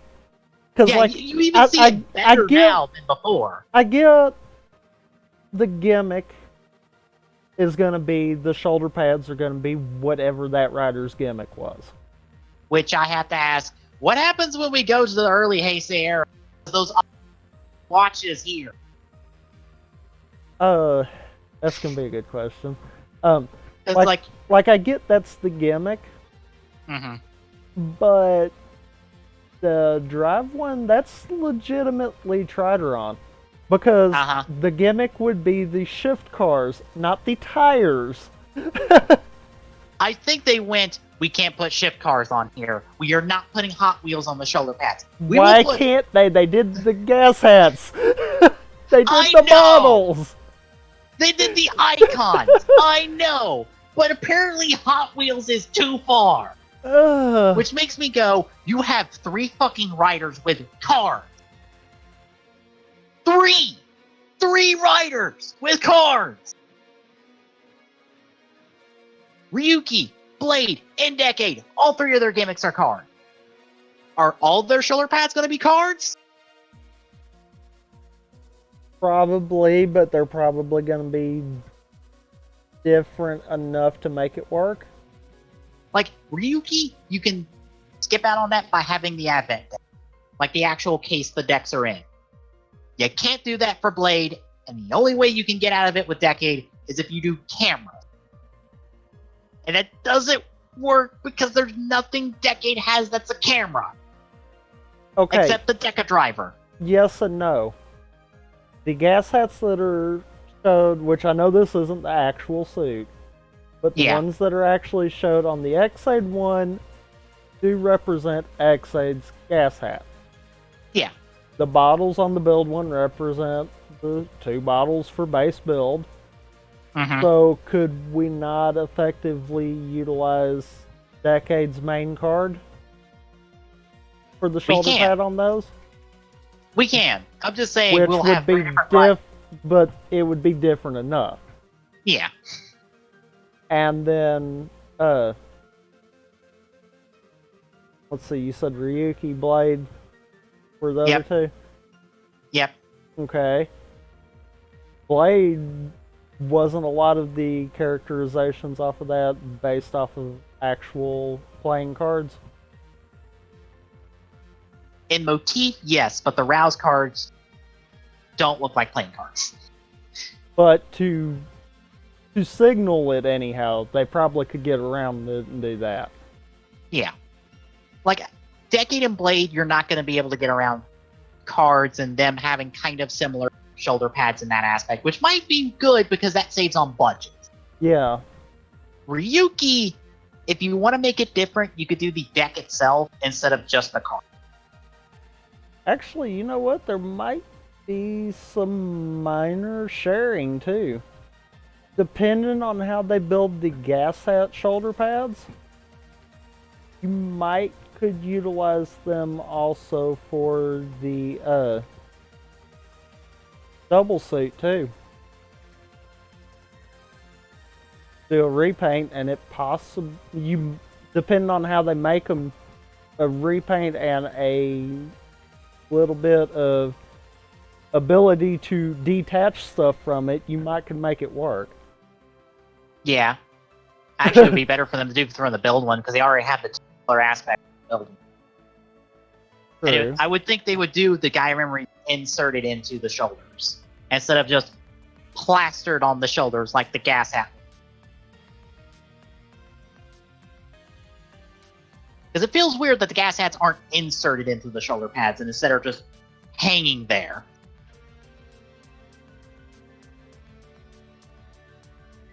Yeah. But I mean, although now I have to say this, the bottles are turned the wrong way too. Yeah, they are. They're protruding out of the shoulders. They're not inserted into it. Yeah, and I was about to say, are the icons turned sideways? But no, they're not. They're not sideways. They're the right way.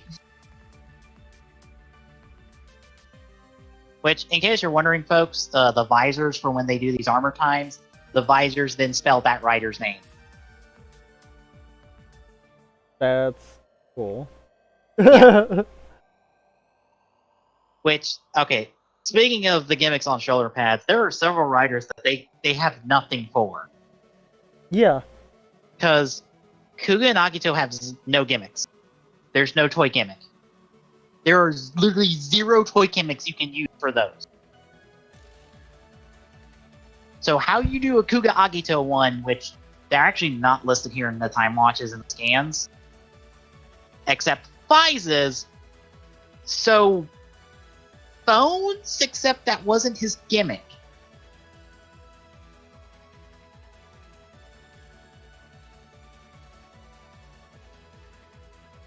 And by the way, there is a Ryuki one. Oh, I'm sure there's a Decade one too. Not in the not in the scans. Ah. Not in our scans. We do have secondary rider one. Because we have a Night Rouge and a Brave one. And I believe, not pictured in this, it's a scan that apparently got dropped in this article. Let me go pick up Build Rider News' article on this. I should have picked up theirs because theirs have the complete scans, including the missing page. Because the missing page has the Forza 5 Mach and Meteor ones. But bear in mind, these other ones that are on the back of the list, I believe these are the Gashapon ones, which means they might not show up in the show. Outside of, if you're a main rider, you're probably showing up in the show. I guarantee you we're going to get all 19 main riders from the Heisei era.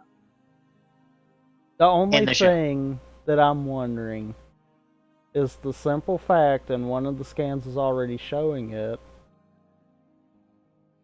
We've got effectively, we're going to be dealing with, if we assume this doesn't protrude back past, like, before Kuga and Agito, then we're dealing with 21 riders split amongst 2. Because we do have to count Zio and Gates into this number. Yeah. That doesn't work out right. So what's the rhyme and reason for who gets what? I assume Zio will probably get the majority of the Neo hate. Wait, no, he won't. Never No, he mind. won't. Because we already know Gates is getting Ghost and Drive.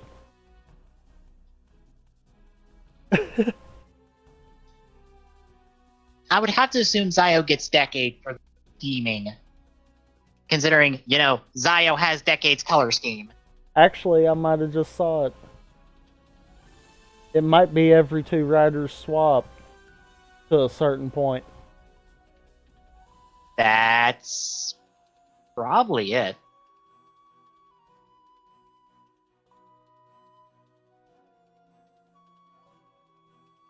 Because if you think about it, we've got Drive Onward, aka the last 4. Yeah. We know they're split. The newest 2 are going to Zio, the next 2 are going to Gates.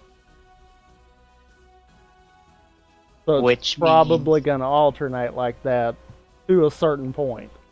Yeah.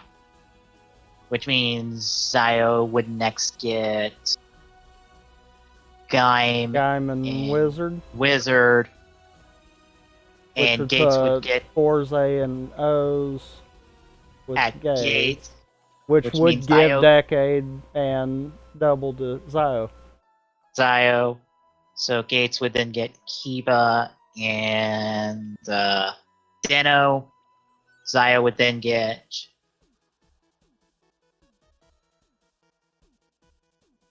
Hibiki and Kabuto. Then Gates would get Fies and Blade, and then Zio would get Kuga and Agito. I think I did that right. I'm gonna hope I did that right. That is really hard to just do in your head. I think you missed one. Did you Did I say miss? Blade? Yeah, he would go to Gates. Oh, Fies okay. and Blade. Alright, no, Ricky. Fuck, piss. I forgot the I was like, I this think is you're really missing hard one. to do backwards with no references. By 2, mind you. Because I was thinking, wait a minute, that shouldn't have ended even like that. Someone's missed. Like, hang on. I need a reference for this bullshit.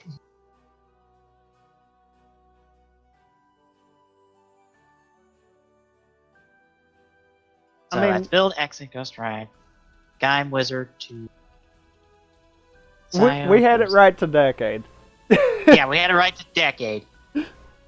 So Kiba Dino to Gate, Kabuto Hibiki to Zio, Blade Fives to Gate, Ryuki Agito to Zio, which leaves Kuga as the odd man out. But if you gave Kuga to Gates, that would make it work, essentially. Yes. And also give people who are like, Kuga and Agito were in the same timeline and supposed to be connected, that gives you the opportunity for Gates and Zio to be Kuga and Agito at the same time. True. And that's assuming they do all of them. Oh, we're going to get all 20. This is twice, because if you look, like the top banner for that main page with Zio and the belt prominently featured. All previous riders are featured. That is twice now they've went through the entire list. Because bear in mind, this is a celebration of the entire Heisei era. We are going through all 20 of them. Like, how many full bottle forms did we go through and build? True. We are going through all 20 of them. It's only a question of, are we getting more than that? Which, of course we will, because Zio needs a final form that has nothing to do with this entire time armor gimmick. Or armor time gimmick. Yeah. Unless we get a Zio complete. Oh god, we probably are going to get a Zio complete. God, I hope it has a better power than Decade Complete, which was just, I summon this final form to just mimic me for a final attack.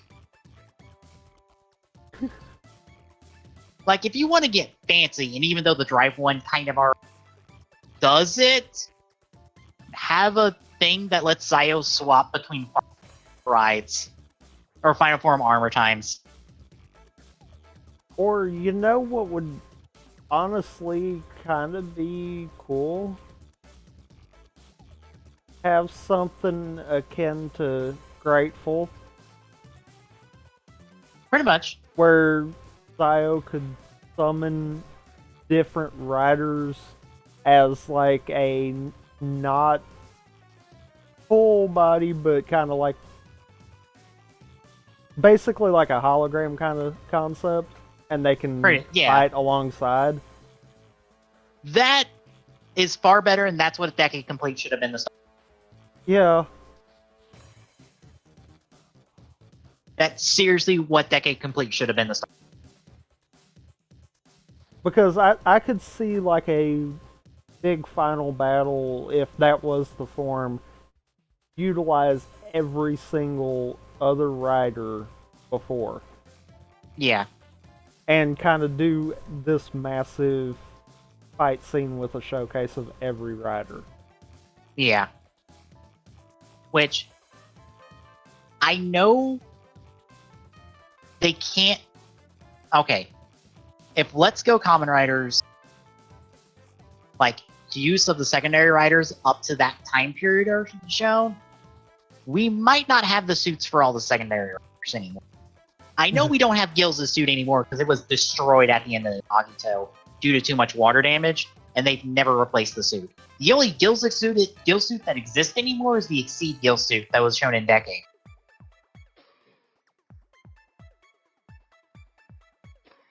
Yeah, the original Gil suit just doesn't exist anymore. And they've never replicated it. Well, if the show focuses on primary riders and not secondary riders, there is gaps at the early episodes before any secondary riders are introduced for most of the series. Right. So they could dodge bullets like that. But it really depends on how the show gets wrote. Yeah. Because like, if they do anything with even one secondary rider in terms of the form, then that's going to make everyone be like, okay, now you got to give us all of them. And then begins the question of, alright, which secondary rider gets to be shown and which doesn't? Because it's not like multiple shows have multiple secondary riders, technically. Okay. To this I'm going to say, let's just look... Wow. Let's just honestly look Gaim forward. Every single one of them have had more than one secondary rider. I was about to say, Agito has 2 secondary riders and G3X and Gills, and both of them are about as important as the other. Which is why Decade's entire, like, tribute episode revolved around one person being all 3 of them. Like, Ryuki has... Okay, it doesn't have more than one secondary rider, kind of, but don't get more important than Knight in that show in terms of secondary status, but still, it's not like Zolda and Oja aren't as popular as Knight. So if you do Knight, people are going to demand Oja in Saloon. Hell, Oja showed up. His actor showed up for a fan led official X8 material that had Brave show up and hinted at Foundation X within X8's material.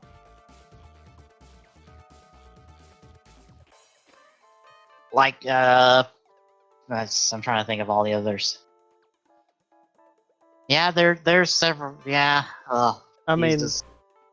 honestly, including Build, the Mhm. last 5 riders have all had multiple prominent secondaries. Yeah. I'm like, Grease is just as important as Cross is at this point. I'm like, oh, Yeah. ow. And That is logistics. I mean, X-Aid. Do we even want to start there? Yeah, you have three primary secondary writers, Yeah. and that's before we get into the conversation of Genom. Which, by the way, folks, Genom has his own goddamn writer watch before in these scans, and weirdly enough, it's basic Genom, not zombie Genom. No, basic Genom. Which just makes me go, okay. What's funny is probably the 2 lighter ones, Drive and Ghost. But, I mean, I say lighter, but still 2 of them. Which I have a question. If we're doing basic Genom, if we do a chase one, okay, I assume we're still going to keep to the idea that it's only going to be riders. So not Machine Chaser Chase, but Rider Chase. Question mark, though. Because he could still go into Machine Chaser form even after he got his rider form. Right, but these are supposed to be rider watches, not... You're a rider, but not under that identity. I mean... Or at least that's not your rider form. I mean, that is a question mark. Yeah. Also, question. In terms of the same series, if we do get a lot of secondary writers, for instance, Guy, will they have a different year depending on when they showed up in the show? Because, only half of Gaim showed up in, the start of Gaim's year. The other half didn't show up till later. If we get a Sigurd one, he shouldn't have the same year as Gaim. Because I think Sigurd got his writer form after the new year. Question mark, because did we count the movie? Sigurd didn't show up in the movie in his writer form. The teaser at the end of the crossover?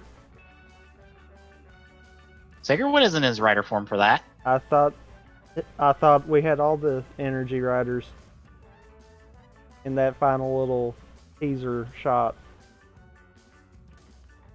Not in their writer forms, I don't think. I don't remember them being in their writer forms.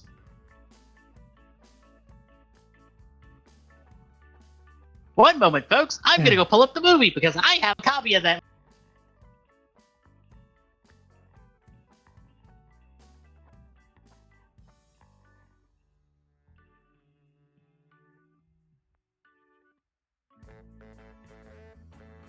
Ah, dear.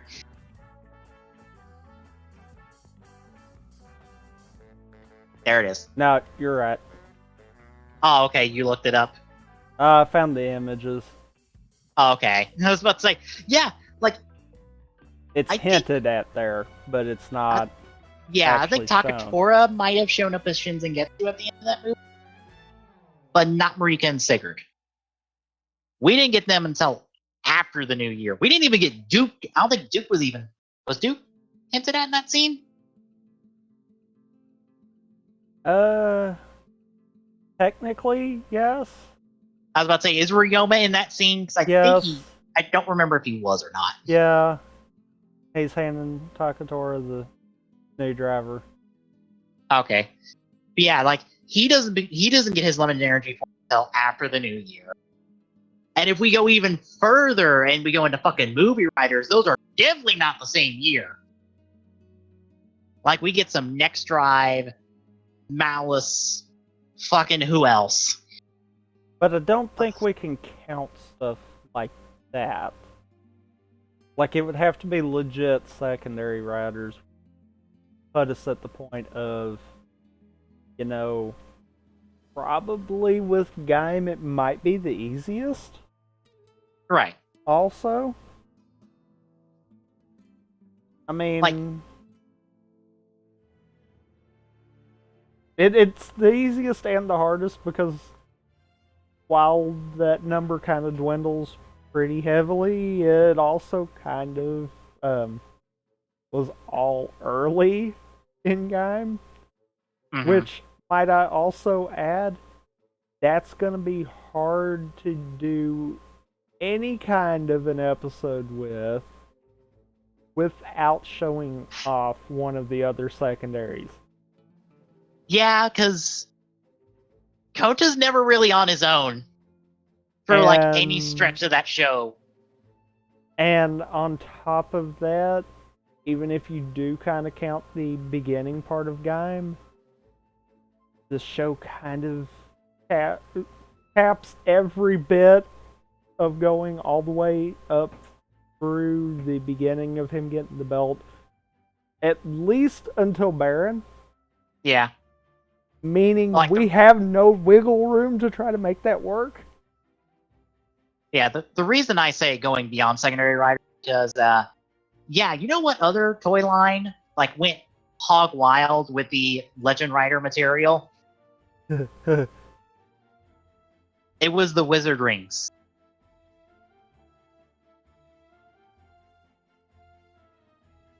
Because, Yeah. Okay, not only did they do not just main riders, but also secondary riders, they did form changes in Wizard Rings. Multiple form changes in Wizard Rings. Multiple. Including final forms. There was a shit ton of Wizard Rings. And I have to think they're probably going to go down that line with this one in the show. Probably.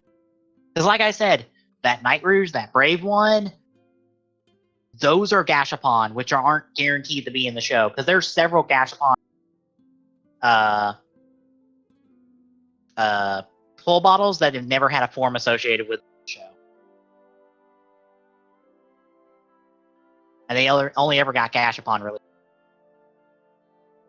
And these ride watches, they do have sounds to them, but they're on a pin system. So guess what, folks? As soon as that brace comes out and someone figures out the key system for it, we're gonna know every fucking sound in that goddamn thing within a couple weeks. And I assume it's gonna have to be the belt, assuming the belt gives us a recognized sound of what got inserted. Because like I said, the Gashapon listing confirmed sounds in the ride watches.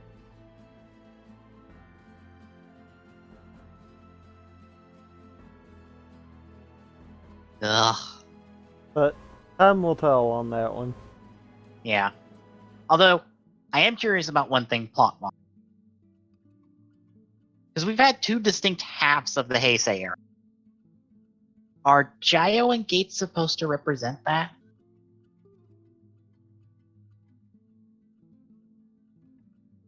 Because I have to feel like that might be the case. Which is why we have two writers off the bat. Actually, you know what? Might be somewhat onto something. Because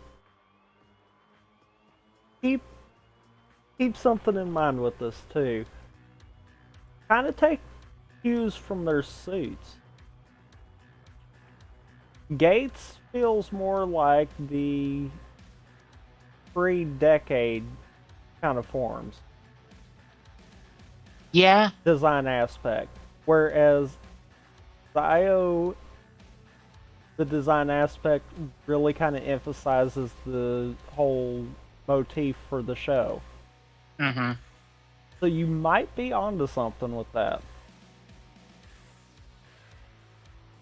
Because I feel like that should definitely play into this, especially when we get down to Final Form stuff. Because I would be okay if we decide to split Final Forms in half and they each get a Final Form representing half of the era. A little selfish of me to say that, but I'd be okay with that. I could see that, honestly. Because like I said, design-wise, that kind of looks like that's what they're going for there. Mm-hmm. Because, like, Zio obviously has a watch motif, but Gio doesn't have that as much.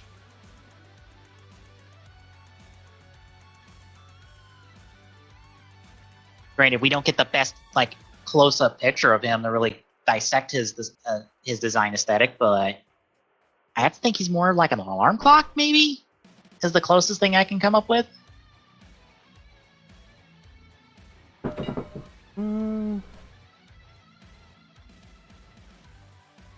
Also, now you know this when people are talking about that jutted out arm. Gates has that as well.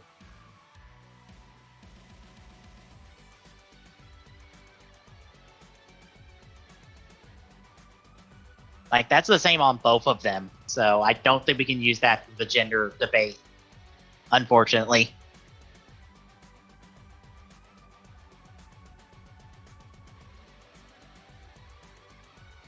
True. But it feels like it's... I can't say this, it feels like it's not as protruded, so maybe. But that could also be a design choice. Yeah. And if we do have a female main rider, then what better way than to design both of them to where it's harder to tell? That way when scans do come out, it's like, okay, well, maybe? I was about to say, I don't think we're going to know Gio's gender until the press conference. Yeah, we won't know Gio's gender until the press conference when they announce the actors. Yeah. But I mean, maybe that's the other kind of concept there too. Mm-hmm.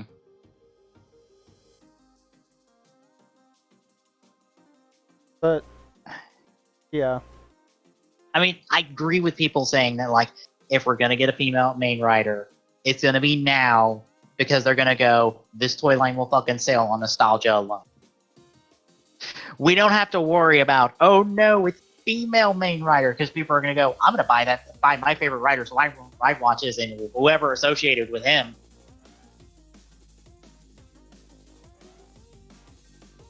Because that's how nostalgia works.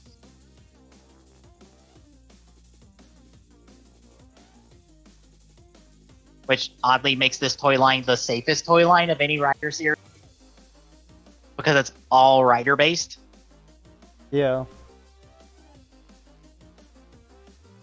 Which, bear in mind, when I'm talking about risks, rider does sales in the billions of yen, which means it's in the millions of dollars yearly. Like, it fluctuates, but it's always done fairly well no matter what. So,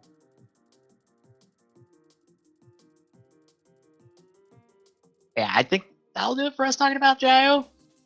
Yep. Until, like, nonsense comes out tomorrow and decides to shove more things into the speculation pool.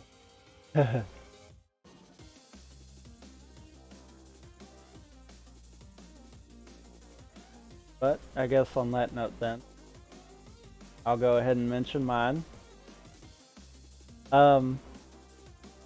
Yeah, I'm gonna do a dumb.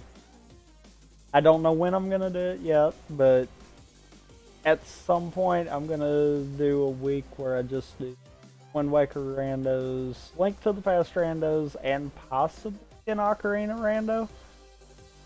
Like the Ocarina rando, if I do that, more than likely that and the Wind Waker one would be more than one day.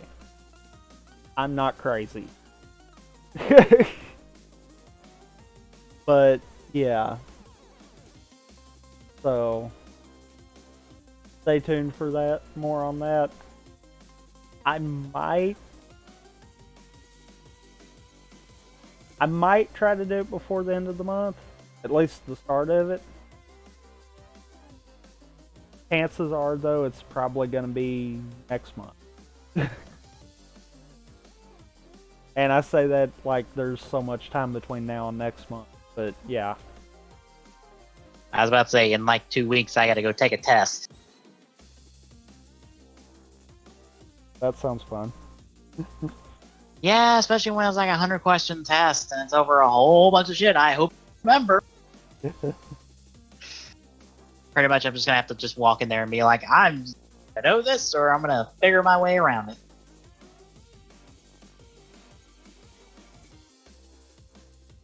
But that's kind of it on my end of it there.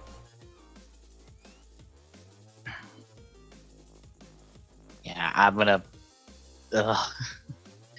It has been a long week, which meant there has nothing been posted on the website because I have been forgetting to do it. Mainly because I've been tired so much. So, starting tomorrow, I should be catching back up on everything from this past week, plus a bunch of archive stuff to get us back on track. And hopefully, if you don't before I do, I'll try to get some stuff queued up to where we don't have to worry about it as. Yeah, I've been meaning to do that, but I just haven't sat down to it. I did it once, and for some reason the last one didn't tweet out. Of the 3 I set up to do that, and like, I was just really confused about that. I was like, why the last one didn't tweet out? Was there not a long enough time for you to tweet it? Even though it was like 2 hours? This is odd.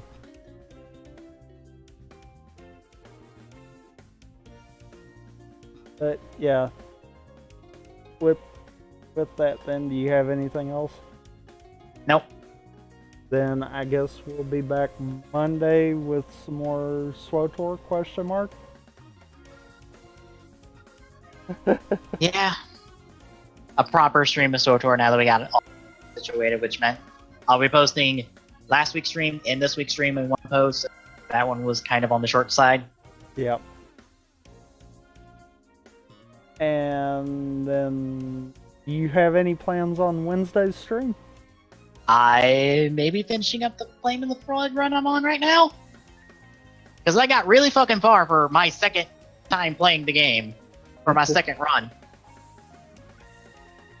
Considering how much RNG nonsense was against you, I somehow made it through and got to, like, the last 2 areas. Yeah. Or I guess the start of the end game, really. And I don't know how. And I might update my backloggery with all the Twitch stuff that Twitch Prime keeps throwing me. I was about to say, my backlog is going to get updated Monday. I got the email earlier that, hey, Hyrule Warriors Definitive Edition is going to come get to you Monday. Which is actually literally the earliest it can get to me. Because it will not get to me tomorrow. Because I don't think it can be delivered tomorrow. I don't think it can. I was about to say, does UPS deliver on Sundays? Because if it comes through UPS, it'll be up. It might. Is it coming from Amazon? Yes. I believe that comes through the mail, so yeah, it'd be Monday. Mm-hmm. But yeah, I've got. I think I counted it up, and I was at like 45 the other day, and I've barely touched any of the games that Twitch Prime has gave me. So yeah, I'll probably be updating and possibly rolling the dice to see which one of those I might decide to try. Unless I get really stupid and I get stuck in another Wind Waker rando. I was about to say, I'm at 45.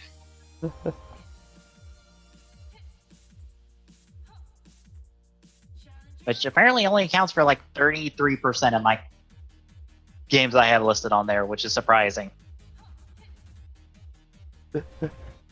I have actually beaten 2/3 of the games I own that I'm listing on Backloggery because I'm not listing all stuff on.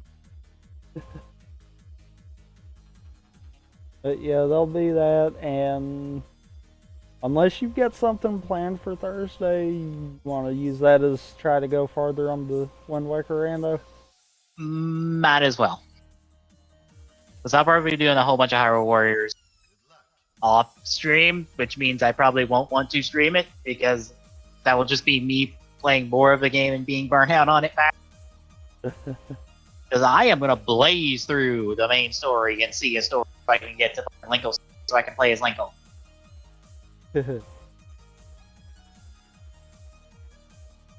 But I guess with that, you got anything else to add?